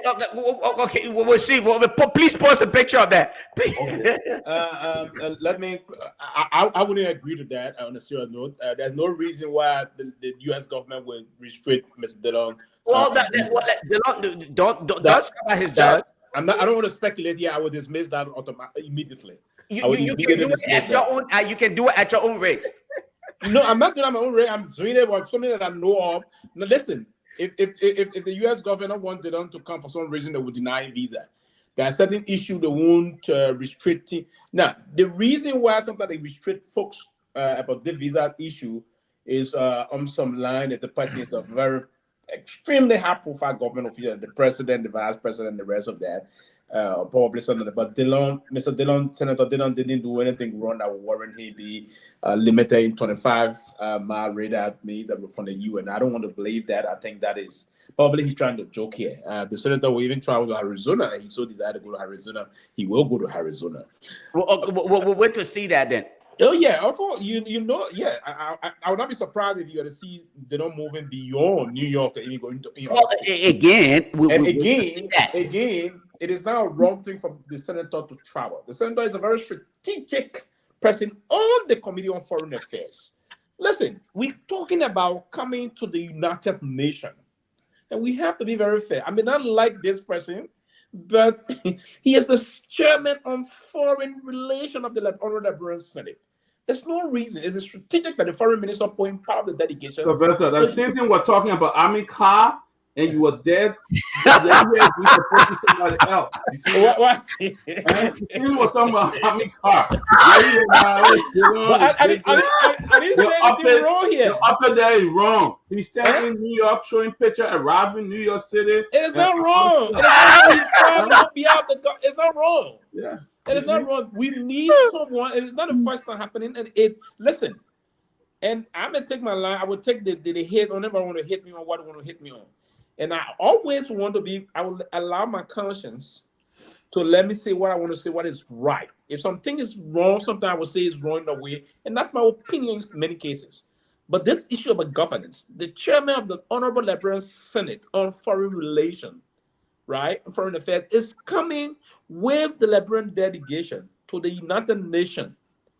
I mean, that's a key role here. And remember, Liberia is playing and pushing for a very powerful non-permanent member on the Security Council. If we are pushing for those things, we eventually need for our government to ratify certain instruments. Part of the ratification process of those instruments, we have to be key on strategic member of the Foreign Committee being present to observe what is unfolding in the country. It is important that we have those kind of government officials to be part of our delegation so that we now do a representation in the national legislature if we were to do some rectification in terms of any instrument about the United Nations of our role as a non-permanent member on the Security Council. It's important, it's vital. It's part of the reason that the government even wrote former President Salif, former President Weah, and former Nobel Peace winner, Nyenwolo Bowie, to seek their support in pushing the Liberian agenda. Even ECOWAS unanimously gave their backing to Liberia for that seat also. It is a huge thing. So we needed to bring folks that would be part of the process of allowing this issue to unfold. So Mr. Dillon or Senator Dillon trip here in the US on this trip. I'm supporting this trip 100%. What does Dillon understand about foreign relationship? Come on, he is the chairman. What does Dillon understand about foreign relationship? My time to close everybody. My time. No, your time coming. Your time coming quick. Yeah, so by the end we gotta go, man. Yeah, come in. You know what? You see, it comes to me talking about Una. You're talking about Una. I read my case. Good night, guy. You see, quickly, the Professor Lumumba from Kenya, you know what he said? I listen to what he said. When it comes to fighting corruption in a nation, when they hit the Lumumba, all the Lumumba guys said, I want on there. They will protect him. When they hit the Baza, man, all the Baza. No, but you know what? Said an African problem, but the irony about Africa there. It was interesting to see. My own is not corrupt, but the other people are corrupt. I was in New York. Well, in New York on Saturday, we had dropped some folks back, and can't see. I said, see the Loma and the Gizi pool. I said, in line, the Lapa crossing here. See the puppet and with that wow hat. I said, there you go. They get your money back. Peabody, you're right. We're good. Yeah, they did. My uncle. Thank you, man. Rob, thank you as always. Thank you. All rescuing the group. Thank you so much. Yeah. Thank you. My uncle reached out to me asking me, oh, you in New York? You coming to that? I said, for what? If I'm here in New York, not to join you guys to go welcome a bunch of corrupt people. Okay, yeah. In my closing, let me recognize one of our panelists, Johnny Ndebi, Senior Program Officer of the Carter Center. He's in the U.S. as guest lecturer. He'll be speaking at on the topic understanding Liberia customary conflict management resolution practices and procedures. Congratulations, Johnny. Look forward to engaging you. Represent well. The message coming Delaware. I tell you when you land, let me know. Make Liberia proud. Go ahead and make Liberia proud, brother. I'll be Delaware on Friday, bro. I'm proud of you. Yeah, Very proud. he's in Kennesaw. But for the week. Yeah. Who week? He gotta die. Myean Gawi. Okay. But guys, on Wednesday, the president of Liberia will be addressing the UN for his first time as president. I'm looking carefully at what he will talk about the war crimes court. As you're aware, the U.S. government sent somebody in Central Liberia today. The same woman who Adam White were attacking at the hearing is a woman they sent here, Beth. I don't know how to manage now. The woman who were attacking during the hearing is the woman the U.S. government sent here. So apparently the bugger and the Adam White guys going to find it. And by the way, I can see it happening because I know that lady will not work with them. But I'm happy that they sent someone for the War Crimes Court. We look forward to see what the engagement will be. So watching President Bugger's speech. I know each president is allotted 15 minutes to speak to the world body. Want to see what he told the War Crimes Court. And President Biden will be giving his final address to the UN on Tuesday, I think tomorrow, if I'm mistaken. Yeah. So we look forward to all of that. But at the same time, how to call it? Let me tell you what you guys did. What you guys have done tonight. What you guys did tonight.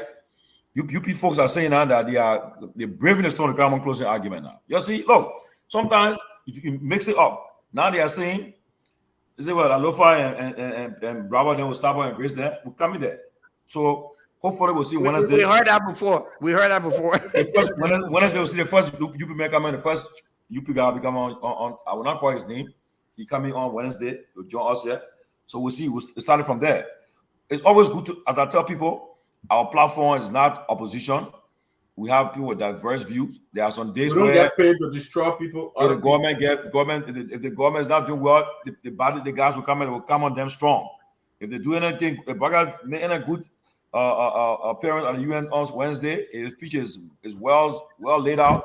We're praising. But if it's not thing that will encourage Liberian people to benefit us, we'll be critical. So we're not here to just say we destroy somebody. Right now, I'm sorry. From what I'm seeing, I see things falling apart on somewhere. I pray that they can fix it because but why stand up black the man? Well, the man say you're talking. You're spilling that's his brother though. That's his brother, not the panelist. Dad, they didn't have security. You can't if he didn't foresee that coming. One of the people who better than who are calling out for Hebrew boys. Hebrew boys, man. And so I coming. Who black who? Stand up black Hassan Fatiga. The guy was but Hassan was never on Spoon though. It was who was on Spoon. So but he wore blue shoes and went to Florida. Mission accomplished. Yeah, he did. So, but look, guys, now, but you know. But you know what? UP have been pumping money in that platform. You don't know. Not getting back. They eat the money from people. They destroy them. Everybody on the platform where what's happening. Everybody there. So everybody doing their own thing. So a problem. Man, the whole platform going down, man. Is that blue shoe? That blue shoe. Let me see that. You're trying for me the other day, making for Arnold. They got Raul said blue shoe. What did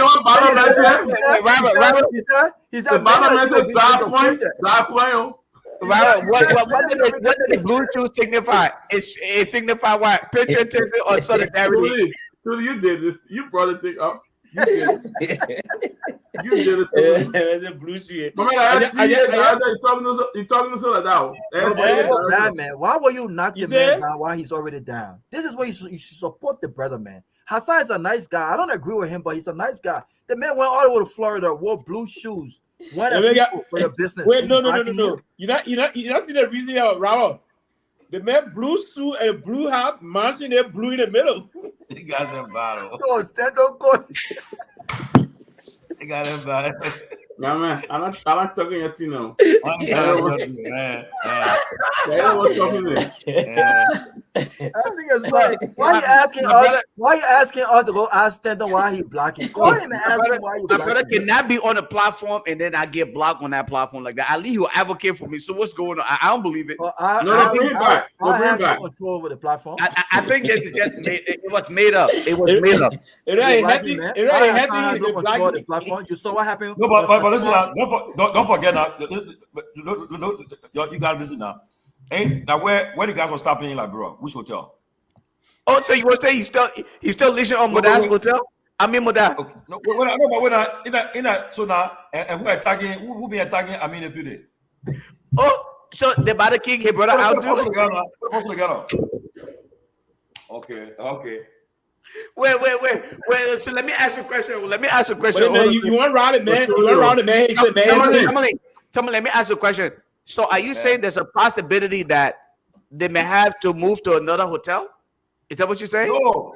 But if I defend it, why move on ever defending? Hey. Oh, okay. I can be your shoulder there. I'll be causing you. Come on. Somebody said the in Rome run toward Bella Casa. Oh, no, but listen.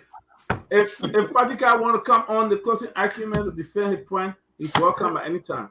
I'll call him later. Fatikas, welcome to the platform. Raul, you out man wear blue? Let me tell you, that's Stanton. Look, that Stanton man is dangerous. He's a criminal per accident. That man is a very dangerous man. I don't care to know Stanton from a your best friend Kev come after you, but stop it. Man, Kehleboe, my brother, my relationship with him different. I can tell him he's fit. That man is a criminal per accident. I don't want to know him. Dangerous man, very dangerous man. They will learn the hard way. Wait until he go to prison and come back. Guys, good night. So Lofa, we're gonna start with the brother. We got Tuesday open. Let's see what happened. Let's do what we got. Okay. But Timothy, are you going to New York? I was in New York Saturday, my man. Where I go, my man? They said, go for the town hall meeting. I said, nah, man. I ain't going back. Where's the town hall meeting? Oh, you're coming. You're not coming. I said, at a DJ, John Curtis School, high school. It was high school. Yeah. I said, my bro, man, the Secret Service, and the Secret Service detail prepared for him, man. What? AJMB, enjoying that gym. What? Oh, yeah, but you but guess who you too? They get here too. Karishma, eh? Oh, then, yo. Yeah, her first time in the U.S., right? That charisma sector, her sector area. She's the assistant minister for international organization. Yes, her first time in the U.S. She's been going to China. You see what government can do? Yeah, so she's the assistant minister. So she did already the U.S. Let's be honest, right? Karishma is my I would call her my sister. Everything we talk behind the scene, but. They get one kind of show, but they get your hard time. So you come here. But why they keep running for us? Listen, if I were her, I would just stay right there. You're not expose yourself or nothing. Oh, Raul, you said our first time coming here? I think so. I've never seen her in America before. Not that she can no matter go to bed here. Traveling to all the places, but she's been traveling to all the places, but not. You see your man Dylan? He love America business with his long hair. Yeah. So Pewee, you need foreign service. When before, if I want to travel and they say I can request for how to call it no verbal. Okay, so okay for Lofa to defend his friend Karishma, right? Oh, hold on. Wait. Okay. Bank out. Ben came from here. I'm at an event with my brother, so I can put a video on. But it's okay for Lofa to know his own government official. Exactly. Lofa never defended anybody. Exactly. Anybody on here? Government official there. He defended. Wait, Ben. Who did I defend on here? Defending Karishma. Karishma, my own sister. Don't mind me, your boy. But Ben, who did I defend? I didn't defend Karishma. Listen, you heard what he said, Jana? No, Ben got a soft spot for her. The way he said it. I agree, though. When he wants to say her own, then he can be stuttering. She. But then he said, they don't get respect visa. You know, and I want Pewee told you the processes of these democrats and Ben, wait a minute, say the popular minister, what you say? Oh, the corridor. On the corridors. I've been worked on. My boy, I called my man Roland the other day. I said, Roland, how the corridors? He said, what? And I said, the corridors. The corridors, we working on the corridors. I also. Oh, God. I got a recommendation. Maybe we should make this one our team song. Maybe we should make our team song for this show. This song, what about hotel? I said you see Ben Peabody, man. Right? I never knew Ben could dance like that.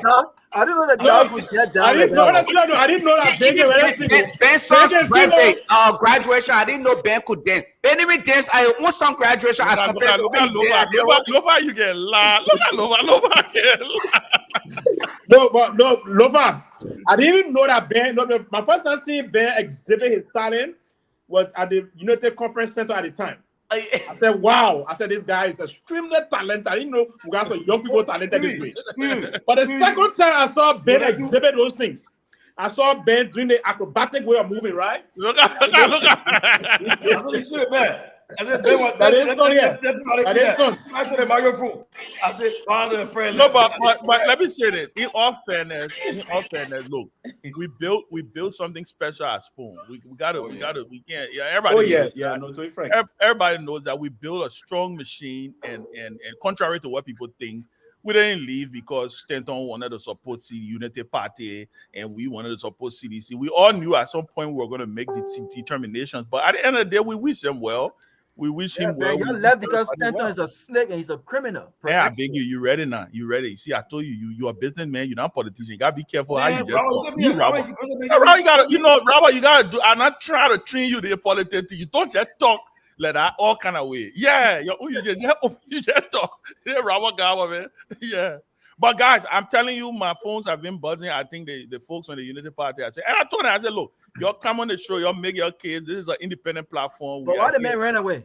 No, his phone got something happening. He'll come out on his phone. Yeah. That's the excuse we'll take. Okay, we'll take that.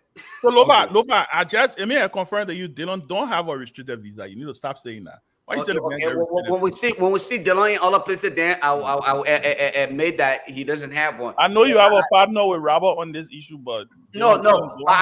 It's not a matter of whether I have partnership with Robert on it, but I know Dylan is restricted. And Pewee, he said, what Dylan come in do? He come in to rectify some agreements? No. I didn't say come in. No. Don't get me wrong, Ben.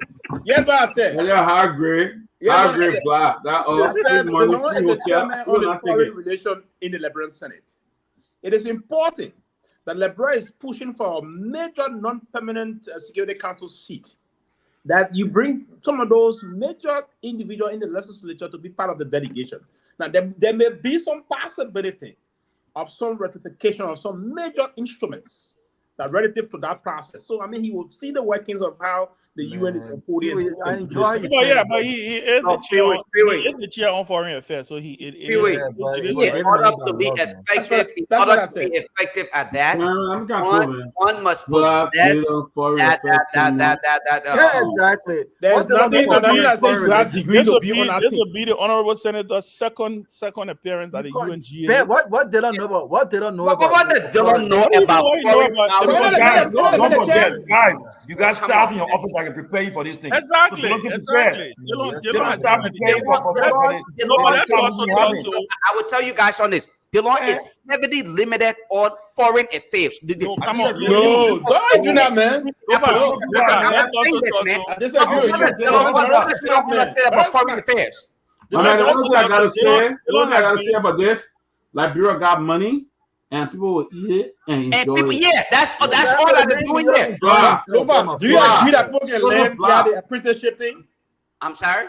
Do you agree that folks land via this issue that we talk about time to time, apprenticeship? You understand that that's why the issue of apprenticeship is yes. I agree with that, but the law is limited. No, he's not limited. He's a smart man. They don't have very effectively.